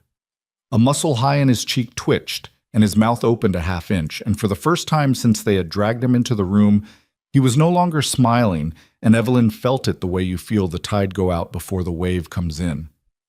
I'm going to remember you, Mateo said quietly. I know. You should be afraid of that. I am. You don't look afraid. I'm a paralegal, she said. We are taught to look like we are not afraid in front of opposing counsel. He laughed. It was a short, hard sound. Then he spat the chipped tooth onto the rug. It bounced once. Damien stepped up beside her. He did not touch her. He did not say her name. He looked at his half-brother and he said, very evenly, Where are Sloane's people? On their way. How many? Enough. Mateo? You won't get a number out of me, brother. You know that. You're going to give me one. I'm going to give you nothing. You have the same name as me, brother, and I have been preparing for you since I was 19 years old. You will not break me in this room with a bag over my head and a chair under me, because there is nothing left in me to break that he did not already break. Damien stood very still. Our father, he said. Yes. You met him once, in a hotel in Rome. He gave me $40,000 in cash and a bottle of grappa, and told me he would have my mother declared posthumously insane in any court I tried to sue him in, and he hugged me at the door like an uncle, brother. He hugged me like I was his sister's child. And I went home, and I drank the grappa, and I have been drinking it in my head every night since. You think I owe you? No. Then what? I think you gotta be his son, Mateo said. I think you gotta wear his name on a building. I think you gotta walk into rooms where men stood up when you came in and sat down when you left. I think you gotta be loved by him in the only ugly way he knew how to love anything. And I think the moment you finally let yourself want a woman, brother, it was because you saw a woman who had been raised by a stranger, the way I was raised by a stranger, and you thought you could give her the thing you never got given. And I could not let you give it to her. I could not. Not while I was still standing here without it. The library was silent. The fire had died down to coals. Evelyn looked at Damien. Damien looked at his half-brother. A long second passed. Damien lifted his gun. He did not point it at Mateo's head. He pointed it at Mateo's right knee. Hold him, he said. The 2 men holding Mateo gripped tighter. Damien, Evelyn said. Don't. Damien, listen to me. Evelyn, if you do this, you don't get him to talk. If you do this, he goes into shock in 30 seconds, and we lose the next 4 hours, and Sloane's men get here before we have anything to negotiate with. Damien. Damien. Look at me. He did not look at her. His finger was tight on the trigger. She stepped sideways. She put her body between the gun and Mateo's knee. Reyes made a strangled sound by the door. Move, Damien said. No. Evelyn, move. He is the only thing in this room that is worth more than what you can do to him. You shoot him, you lose him. You lose him, you lose this house. You lose this house. You lose me. Damien, listen, listen. He looked at her. The gun did not lower. I have read 4 more pages while you were gone, she said. Her voice was steady. She did not know how. I have everything I need. I have shell companies. I have wire transfers. I have a passenger manifest. I have an email from a server farm in Toronto that puts him at the keyboard the night the Hargrove documents were altered. I have a way to put him in federal custody by Tuesday, Damien. Federal custody. In a cell where Sloan cannot reach him, and your other cousin cannot reach him, and the man in scrubs from Cook County cannot reach him. I do not need him dead. I need him processed. And I need him alive long enough to walk into a courtroom and look at the picture of his own face on Mason Kowalski's phone, because that is the only ending to this that does not leave you a man who killed his brother, Damien, and you are not, Mom, that man yet. His jaw moved. He has been in my city for 6 months, Damien said. He has had cameras in your apartment for 63 minutes. He has stood over you while you slept. I know. He took photographs of you while you slept. I know. I'm going to be the man who killed his brother, Evelyn. I have been that man since they dragged him through the foyer. The only question is whether I do it now, in this room, in front of you, or whether I do it in 8 hours in a basement with a hood over my own face so that I never have to look at him again. And I want to do it now. Because if I do it later, I will have lied to you between now and then, and I will not be able to look at you again either. The room held. Evelyn did not move. She kept her body between the gun and the knee. Behind her, Mateo laughed very softly. It was not a healthy laugh. It was the laugh of a man who has just realized he is not the most interesting thing happening in his own death. She is going to ruin you, brother, he said. Shut up, Damien said. She is going to ruin you in a way I never could have. I see it now. I see what you saw. I should have left her alone. Shut up, Mateo. Brother, shut up. You're going to hesitate.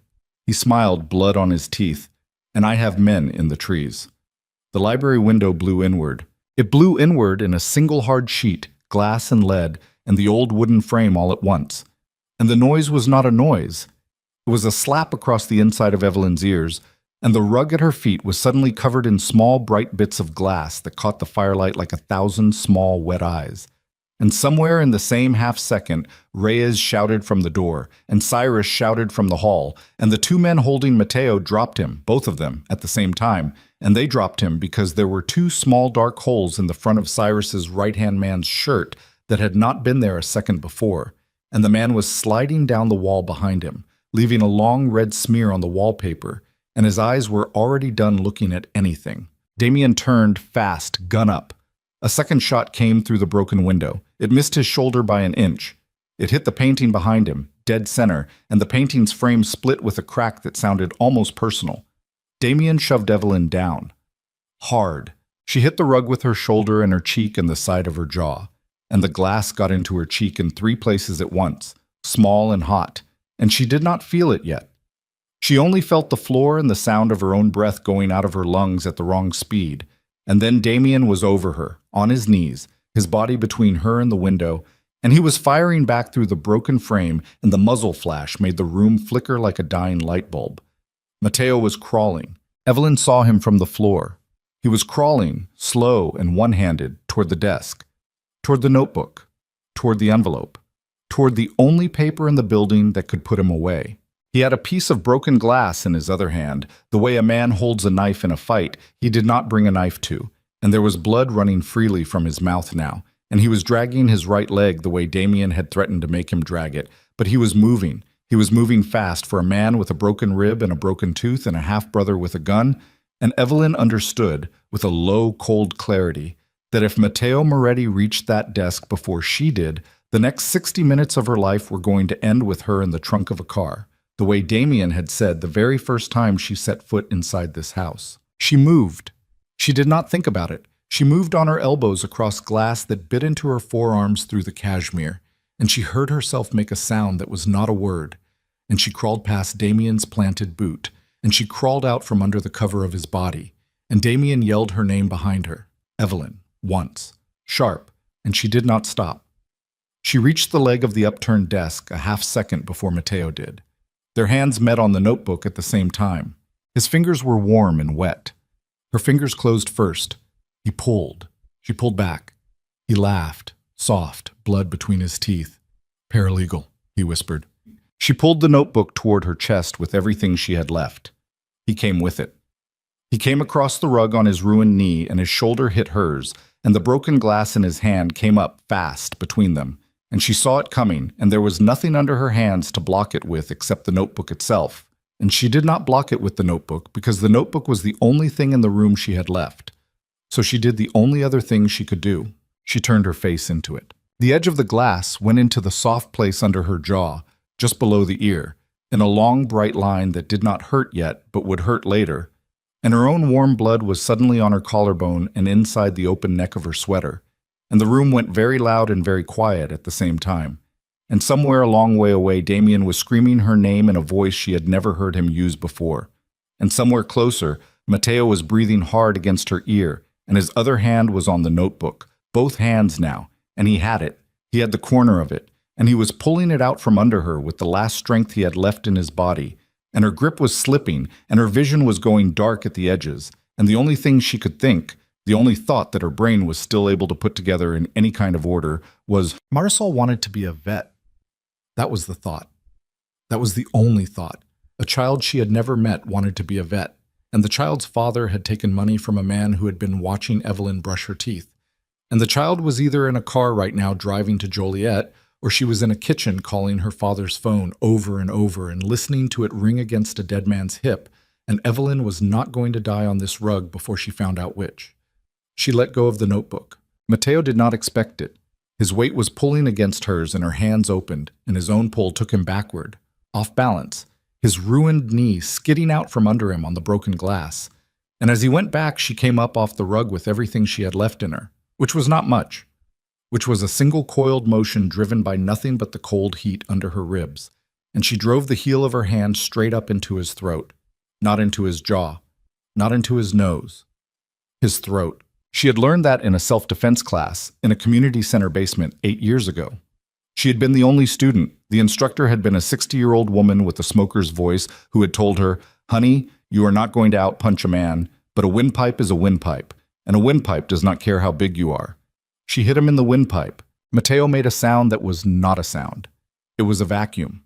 It was air trying to find a way out of a room that had been sealed. His eyes went enormous. The hand with the glass in it dropped.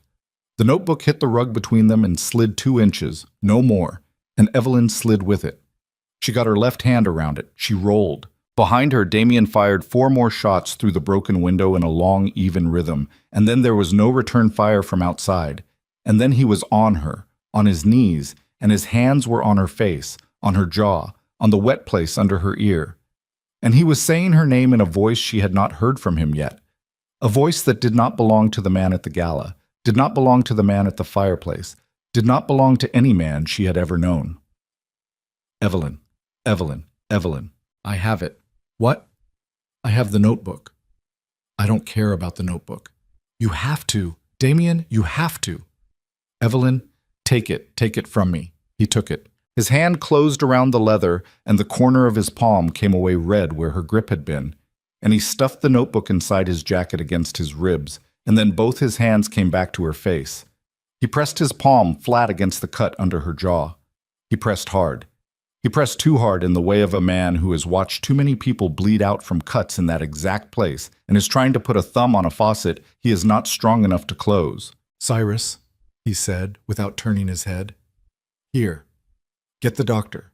Now." "He's on the South Road." "How far?" 6 minutes. 3. 3, sir." Cyrus was gone. Evelyn could not feel the cut. She knew that was bad. She knew, from the same paralegal job she was never going back to, from the medical malpractice cases she had paperworked, that not being able to feel a thing in the head and neck meant shock had arrived, and shock arriving meant the body had decided to start prioritizing, and prioritizing meant the body had given up on parts. "Damien, don't talk." "Damien, Evelyn, don't." "Matteo, he's not going anywhere. He's still alive." He's not going anywhere, Evelyn. Look at me. Look at me. She looked at him.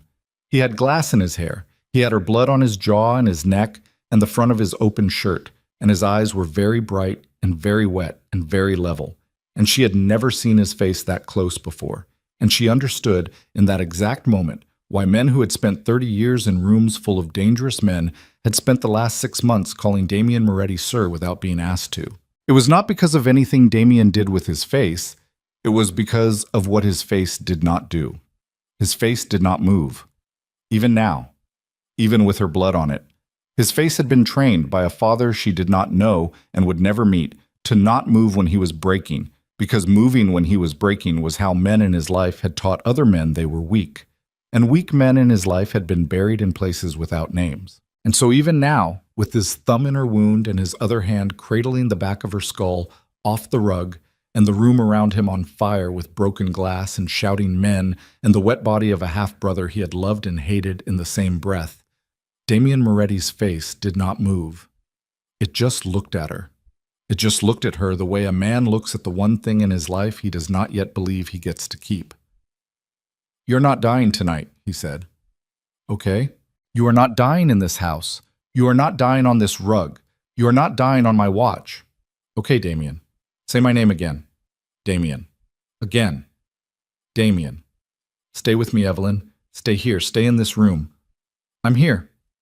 She was here. She was here, and the room was not getting darker yet, and the cut under her jaw had begun to hurt. Finally, a sharp, clean line of fire from her ear down into her collarbone, and the pain was good. The pain was very good. The pain meant the nerve had not been cut. The pain meant the artery had not been cut.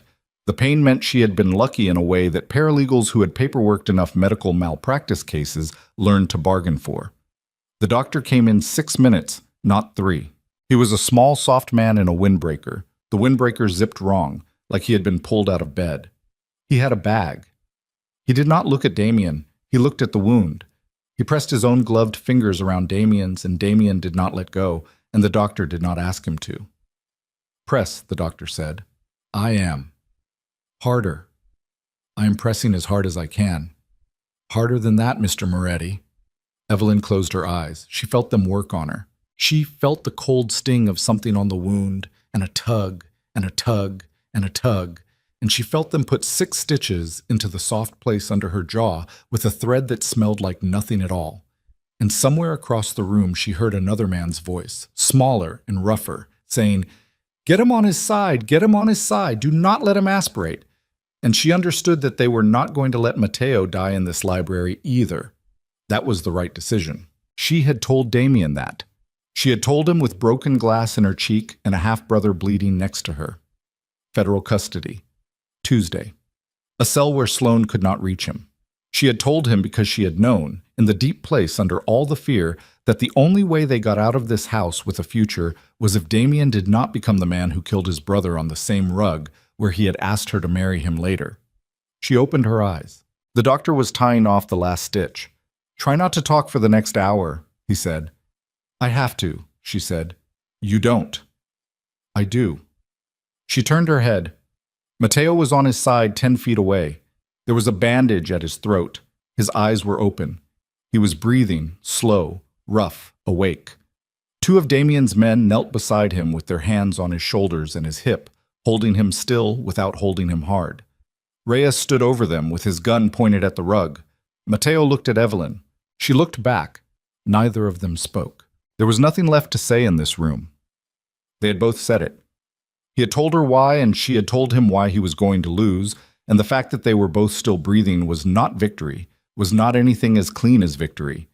It was the long aftermath of a wave that had finally finished rolling over them both. She felt no pity for him. She felt no satisfaction either. She felt, when she looked into his gray-green eyes that were Damien's eyes set in a different face, the same thing she had felt for the small dead bird on her welcome mat 3 weeks ago.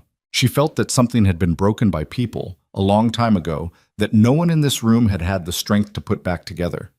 She closed her eyes again. The sun came up at 6:42. Evelyn watched it come up from a deep leather chair in the library, with a blanket across her knees and a bandage on her jaw and a cup of hot tea in her hands that she had not drunk. Damien sat across from her in the chair he had stood in front of the night before. The fire had burned itself down to gray. The window had been boarded with a piece of plywood someone had found in a barn. There was a long brown stain on the rug between them that had not been there at midnight. Sloane had called twice. Damien had not picked up. The third time, he had picked up. He had not spoken into the phone. He had let Sloane speak. He had listened for 1 minute and 40 seconds. Then he had said, very evenly, "It's over. He's gone. Federal custody by 10. And he had hung up, and he had set the phone on the table between them, and he had not looked at it again. Sloane was not going to be a problem now. Evelyn understood this without him having to say it. Sloane was a woman who counted moves. The move had been counted.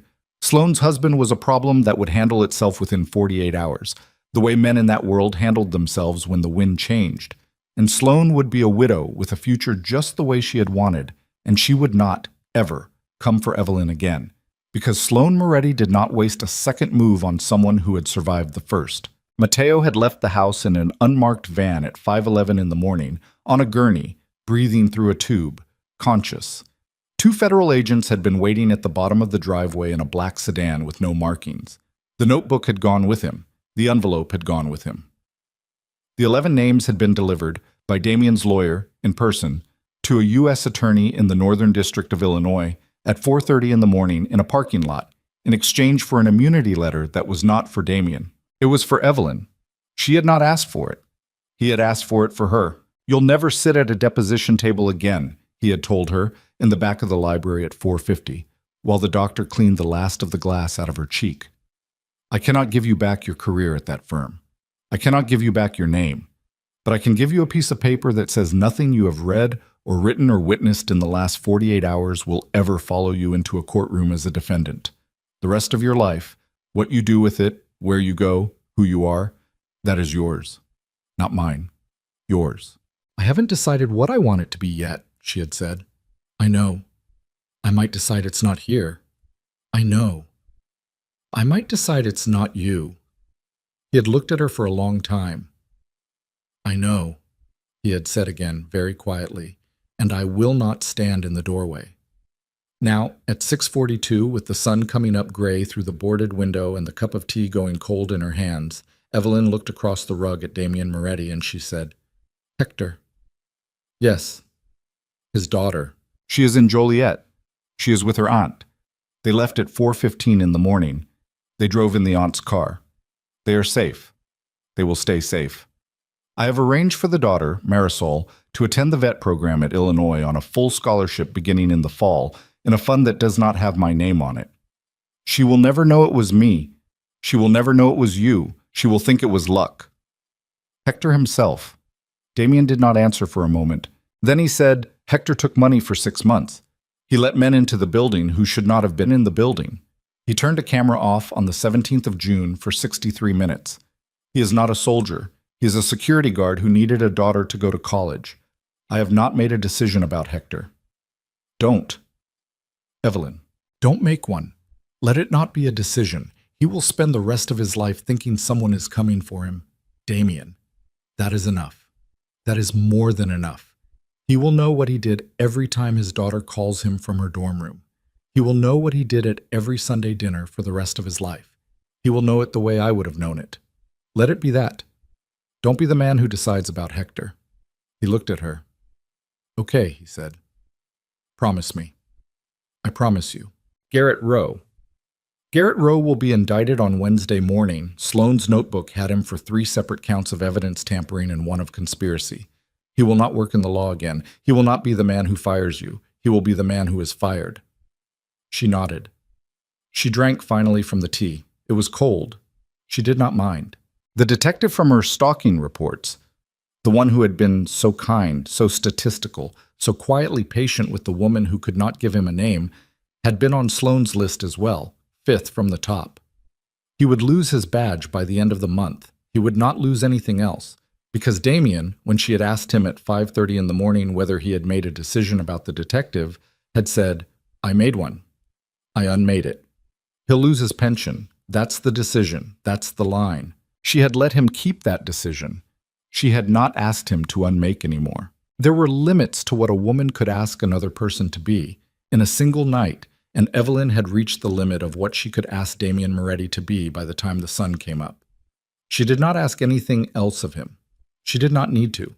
She had seen him put his thumb in her wound for 6 minutes without his face moving.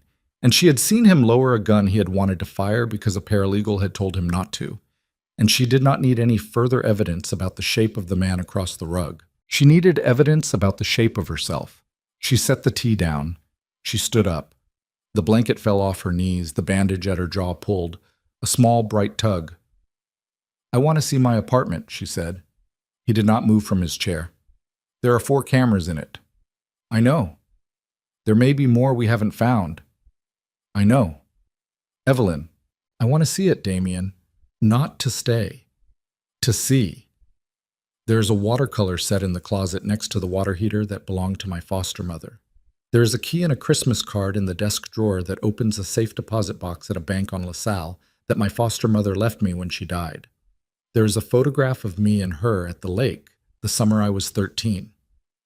That is the only photograph of me as a child that anyone took. I am not leaving those things in that apartment for whoever rents it next. I am not leaving them in a house Mateo bought cameras for. I'm going to get them. Today. With you or without you, but today." Damien stood up. "With me," he said. The apartment had been searched. Evelyn could tell the moment she walked through the door. Not because anything was visibly out of place. Mateo's men had been good, professional, careful, but because she had spent 23 days noticing everything in this apartment that was the wrong half-inch from where it should have been, and now nothing was. Now everything had been put back exactly by men who had measured exactly. The fern on the windowsill was tilted toward the window the way it had not been when she was a child, the way it had only been since the 17th of June. The throw blanket on the back of the couch was folded the way she folded it on laundry days, never on weekdays. The apartment was wearing a costume of itself. "Cameras," Damien said behind her from the doorway. Cyrus came in past him with a small black device in his hand the size of a flashlight. He swept it, slow, across the ceiling. It buzzed once. He pointed up at the corner above the bookcase. He swept again. It buzzed at the smoke detector. He swept the bedroom doorway. It buzzed at the heating vent.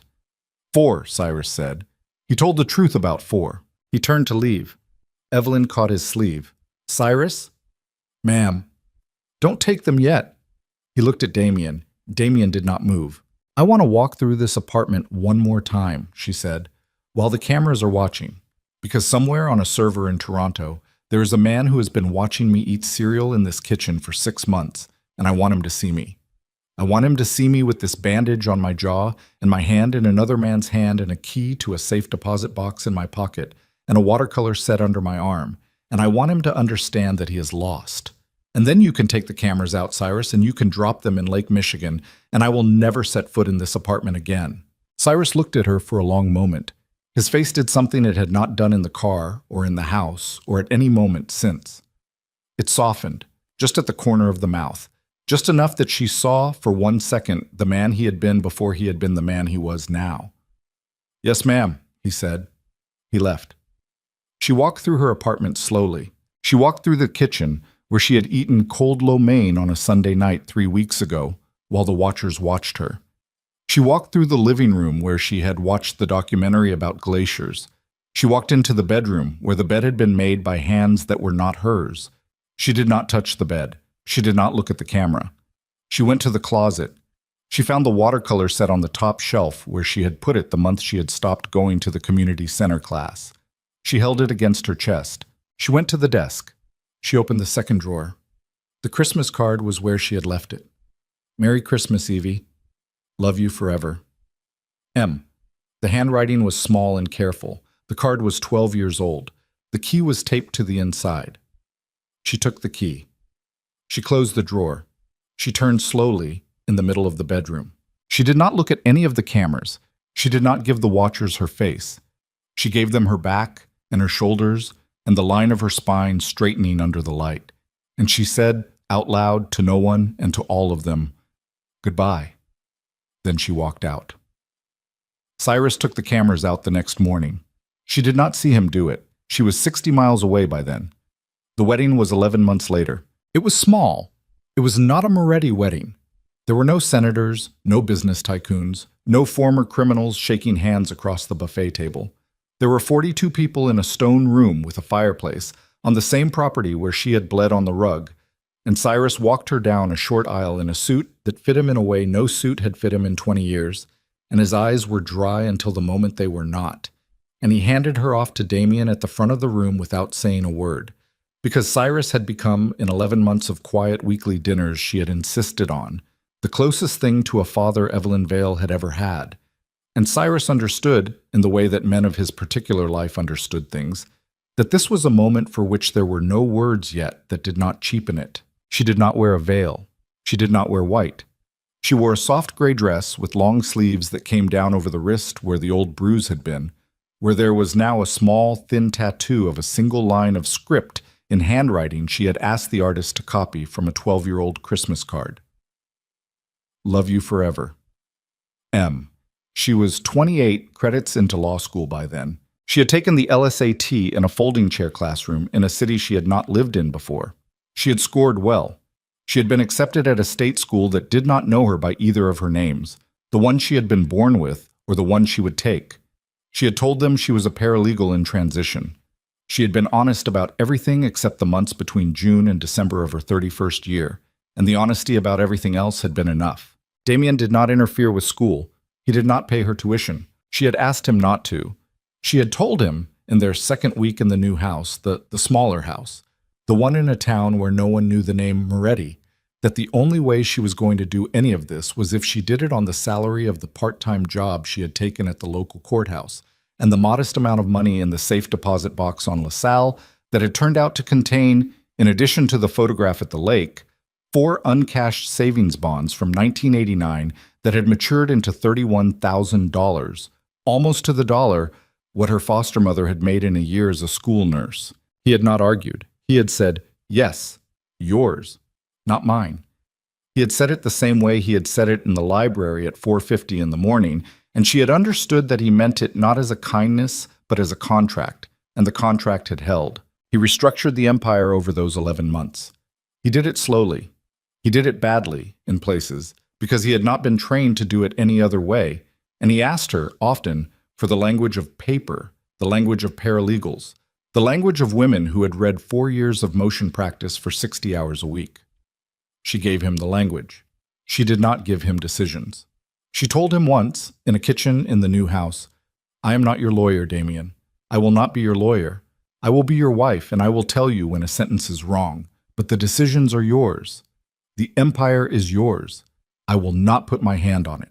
He had said, "Then I will put my hand on less of it every year." He did. The shipping company became a shipping company. The clubs became clubs. The political alliances became slowly the kind of awkward distance that politicians treated as deniability and his family treated as betrayal, and 3 of his cousins stopped speaking to him by the end of the second year, and he did not seem to mind, and Evelyn did not ask why. She did not ask about a lot of things. That was the deal they had made in the library at 6:42 in the morning of the day Mateo had been taken away. She would not be lied to. He would not be questioned. She would tell him when a sentence was wrong. He would tell her when a door was closed. They would each, every day, choose the parts of the other they could live with. It worked. It worked the way real things worked, which was unevenly, with bad weeks and very bad weeks, and a stretch in the 3rd year when she did not speak to him for 9 days after she found out he had paid for a man's funeral she had not been told about. And she came back to him on the 10th day because the silence had cost her more than the truth would have, and she told him so. And he listened, and the man's funeral was the last one she ever did not know about. Mateo got 18 years. He did not testify. He did not deal. He did not name the men Sloan had named in the notebook. He sat through his trial in a gray suit and a gray tie, and he looked every day at Evelyn from across the courtroom where she sat in the second row with a notebook on her lap and no expression on her face. And the look between them was not hatred and was not forgiveness. It was the look of 2 people who had ended each other and were both still standing. He died in a prison hospital in his 4th year. Lung infection. The official report was pneumonia. The unofficial report, which Cyrus delivered to her in a kitchen at 4 o'clock on a Tuesday afternoon, quietly, because he had known her well enough by then to know she needed to hear it from him, was that Mateo had refused his medication for 3 days straight, and that he had told a nurse the day before he stopped speaking, "I am very tired." Evelyn did not cry. She had not expected to. She had felt about Mateo for 4 years, what she had felt about him at the very end, on the rug, in the library. She had felt that something had been broken by people a long time ago that no one in any room had had the strength to put back together. She felt it again that Tuesday afternoon. She poured herself a glass of water. She drank it. She thanked Cyrus. She went back to her contract's homework. That evening, Damien came home and she told him. He sat down in the kitchen chair across from her. He did not speak for a long time. When he finally did, he said, "He was my brother." "I know. I did not love him." "I know. I should have." "That is not how love works, Damien." He looked at her. "Will you tell me how love works?" he said. It was the first time she had ever heard him ask a question with no plan inside it. She thought about it for a moment. She thought about her foster mother, who had folded her into a quilted coat at 6 years old on the front porch of a house Evelyn had been afraid to go inside, and who had said, "We can stand here as long as you need to. We don't have to go in until you say." She thought about Cyrus, who had told her in a car, "You're alive, that's fine," and had then spent 4 years quietly making sure she stayed that way. She thought about Hector, who had said elevators are open on the worst morning of her life, and who, the last she had heard, was running a fishing charter in Florida and had a granddaughter now, and had never been visited by anyone she had sent. She thought about Damien, sitting across the kitchen table from her with his hands flat on the wood, asking a question he did not know the answer to for the first time since she had met him. "Love works the way you handed Cyrus the keys to my car last week," she said. He frowned, a small private frown. "That's love? That's love. I handed him the keys because you said you wanted him to drive. And you did not ask why. You wanted him to drive." "I wanted him to drive because I have started thinking of him as my father, Damien, and I have never had a father, and I wanted him to drive me to my own appointment without anyone making it a ceremony. And you understood that without asking. You handed him the keys, you sat in the back, you let me have it.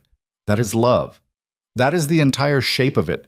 Not the grand thing, not the gun in the library, the keys, the car, the back seat, the not asking." He sat with that for a while. Then he said, "I would not have known that before you." "I know." "I would have made a ceremony out of it." "I know." "I am sorry about my brother." "I know." She reached across the table. She put her hand over his. The scar on his collarbone, the long thin one from a bullet that had taken his shirt in the library and almost taken his shoulder, was a white line under the open neck of his shirt now. The scar under her jaw was a small pale thing she could feel with her thumb when she brushed her teeth in the morning. They were both, in their bodies, still wearing the night they had become each other's, and they did not anymore pretend otherwise. Years later, she would graduate. She would not graduate first in her class. She would graduate 12th, because the woman who graduated first had not lost a job and a name and a country in her 31st year, and Evelyn would not begrudge her the first place. She would pass the bar on the second attempt, and Damien would frame the letter, and she would let him, because by then there was very little she did not let him do. That did not put a hand on her future, and the framed letter was just paper. She would not, as she had thought she might, become his chief legal architect. She would do something smaller. She would open a small office in a small town, 2 miles from the house she lived in with the man she had married. She would take, for a fee that did not always exist, the cases of women who had been told, kindly, that most stalking cases were ex-boyfriends. She would believe them when they said it was not an ex-boyfriend. She would file the reports the police had not filed.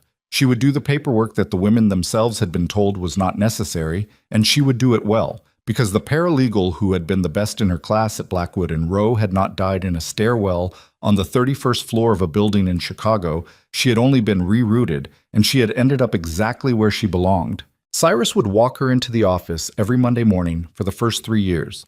He would not say anything about it. She would not say anything about it. He would just be there, in a coat, in the doorway, until she was inside, and then he would go for a coffee at the bakery across the street, and he would come back at 5, and she would walk to the car with him in silence, the way fathers and daughters of his particular kind of life walked. The watercolor set from the closet in the apartment would sit, unopened, on a shelf in her office for 2 years. Then, on a Saturday afternoon in the 3rd year, after a Friday when a woman in her office had cried for 40 minutes in a chair across from her, and Evelyn had not been able to do anything for her, Evelyn would take the watercolor set down. She would open it. She would find the paint dried and cracked. She would order a new one. She would, that night, paint, badly, a small terrible landscape of a lake she had only seen once when she was 13. The painting would be ugly. Damien would hang it over the fireplace in their bedroom. She would tell him 3 times, "Take it down, that is the worst painting in the world." He would say 3 times, "It is the only thing in this house that is yours and only yours, and it is going to stay where I can see it." It would stay. By the time Evelyn Moretti was 47 years old, the house she lived in with the man she had married was full of bad watercolors. Lakes, mostly. A few trees. A portrait of Cyrus from memory, which Cyrus had cried at and then never mentioned again. The mansion that Damien had inherited from his father had been sold, the year of their 10th anniversary, to a developer who had turned it into a small private hospital that specialized in women who had been hurt by men. And on the wall of the front lobby of the hospital, there was a small bronze plaque that did not bear either of their names, and the plaque read, in a single line of script, "Love you forever. M." On the morning of their 20th anniversary, before he went into a meeting that would close the last of the old territories permanently and transfer the last of the old money into a foundation that would fund foster homes in 3 states and 1 country, Damien Moretti sat on the edge of the bed in the small house in the small town and watched his wife sleep. He had been sitting there for 40 minutes. He did this sometimes. He did it the way a man checks a window to make sure the lock still works. She woke, finally, and she did not move at first. She just opened her eyes, and she found him sitting there, and she did not look surprised. "You've been there a while," she said. "Yes." "Why?" "Because I'm about to leave the house, and I wanted to look at you, and I did not want to wake you." "Damien." "Yes." "Come here." He came. He lay down on top of the covers in his suit beside her. She put her hand against the side of his face. The stubble was gray now. The hair at his temples was almost entirely silver. The scar at his collarbone had faded so far into his skin that you had to know it was there to find it. He closed his eyes, just for a second, against her palm. "I have to go," he said. "I know. I will be back at 6. "I know." He opened his eyes. He looked at her for a long moment, the same way he had looked at her in the library the morning the sun had come up gray through the boarded window, the same way he had looked at her across a ballroom at a charity gala 21 years ago, when a paralegal he did not know had spilled a glass of wine on him and apologized in a voice that had broken something in him he had not known was breakable. "Evelyn?" "Yes." "You saved my life. You saved mine first." "That's not how it happened." "That's how it happened, Damien. That is exactly how it happened. You picked up the phone on the first ring. You did not ask questions. You sent a car. That is the entire shape of it, not the gun in the library. The phone. On the first ring. The not asking." He smiled. It was a slow smile and a tired one, and an honest one, and it was the same smile she had seen for the first time in the library that night. The small, dark, surprised smile of a man who had not expected to be loved this long by a woman who knew this much about him.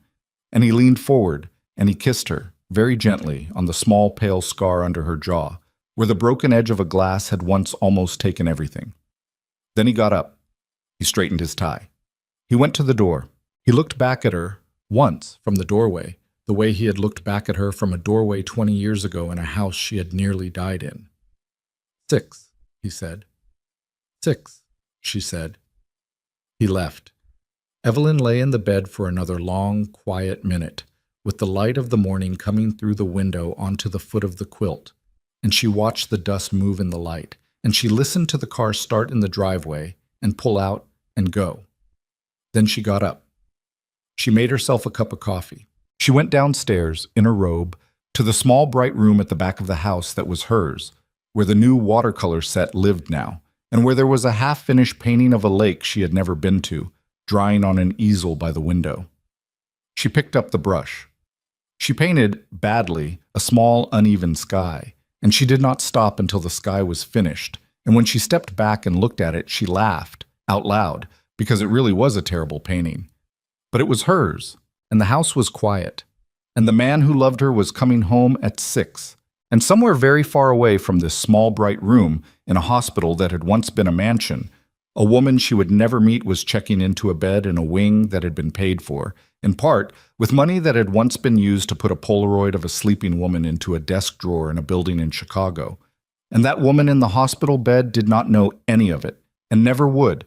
And Evelyn understood, in the long, slow way she had come to understand most things in the last 20 years, that this was the only ending that meant anything. Not the wedding, not the verdict, not the empire dismantled, or the cousin in the cell, or the half-brother in the unmarked grave. Just this. A woman in a small, bright room with a brush in her hand, and the quiet, and the knowing that she had walked out of a stairwell on the 31st floor of a building in a city that had tried to take her apart, and she had not been taken apart, and she had not been alone, and she was not, anymore, afraid. She dipped the brush. She kept painting. Outside, the sun came up over the trees, and the morning began, slow and ordinary, the way mornings only become slow and ordinary for people who have, at least once in their lives, watched the sun come up through a boarded window after a night they were not supposed to survive.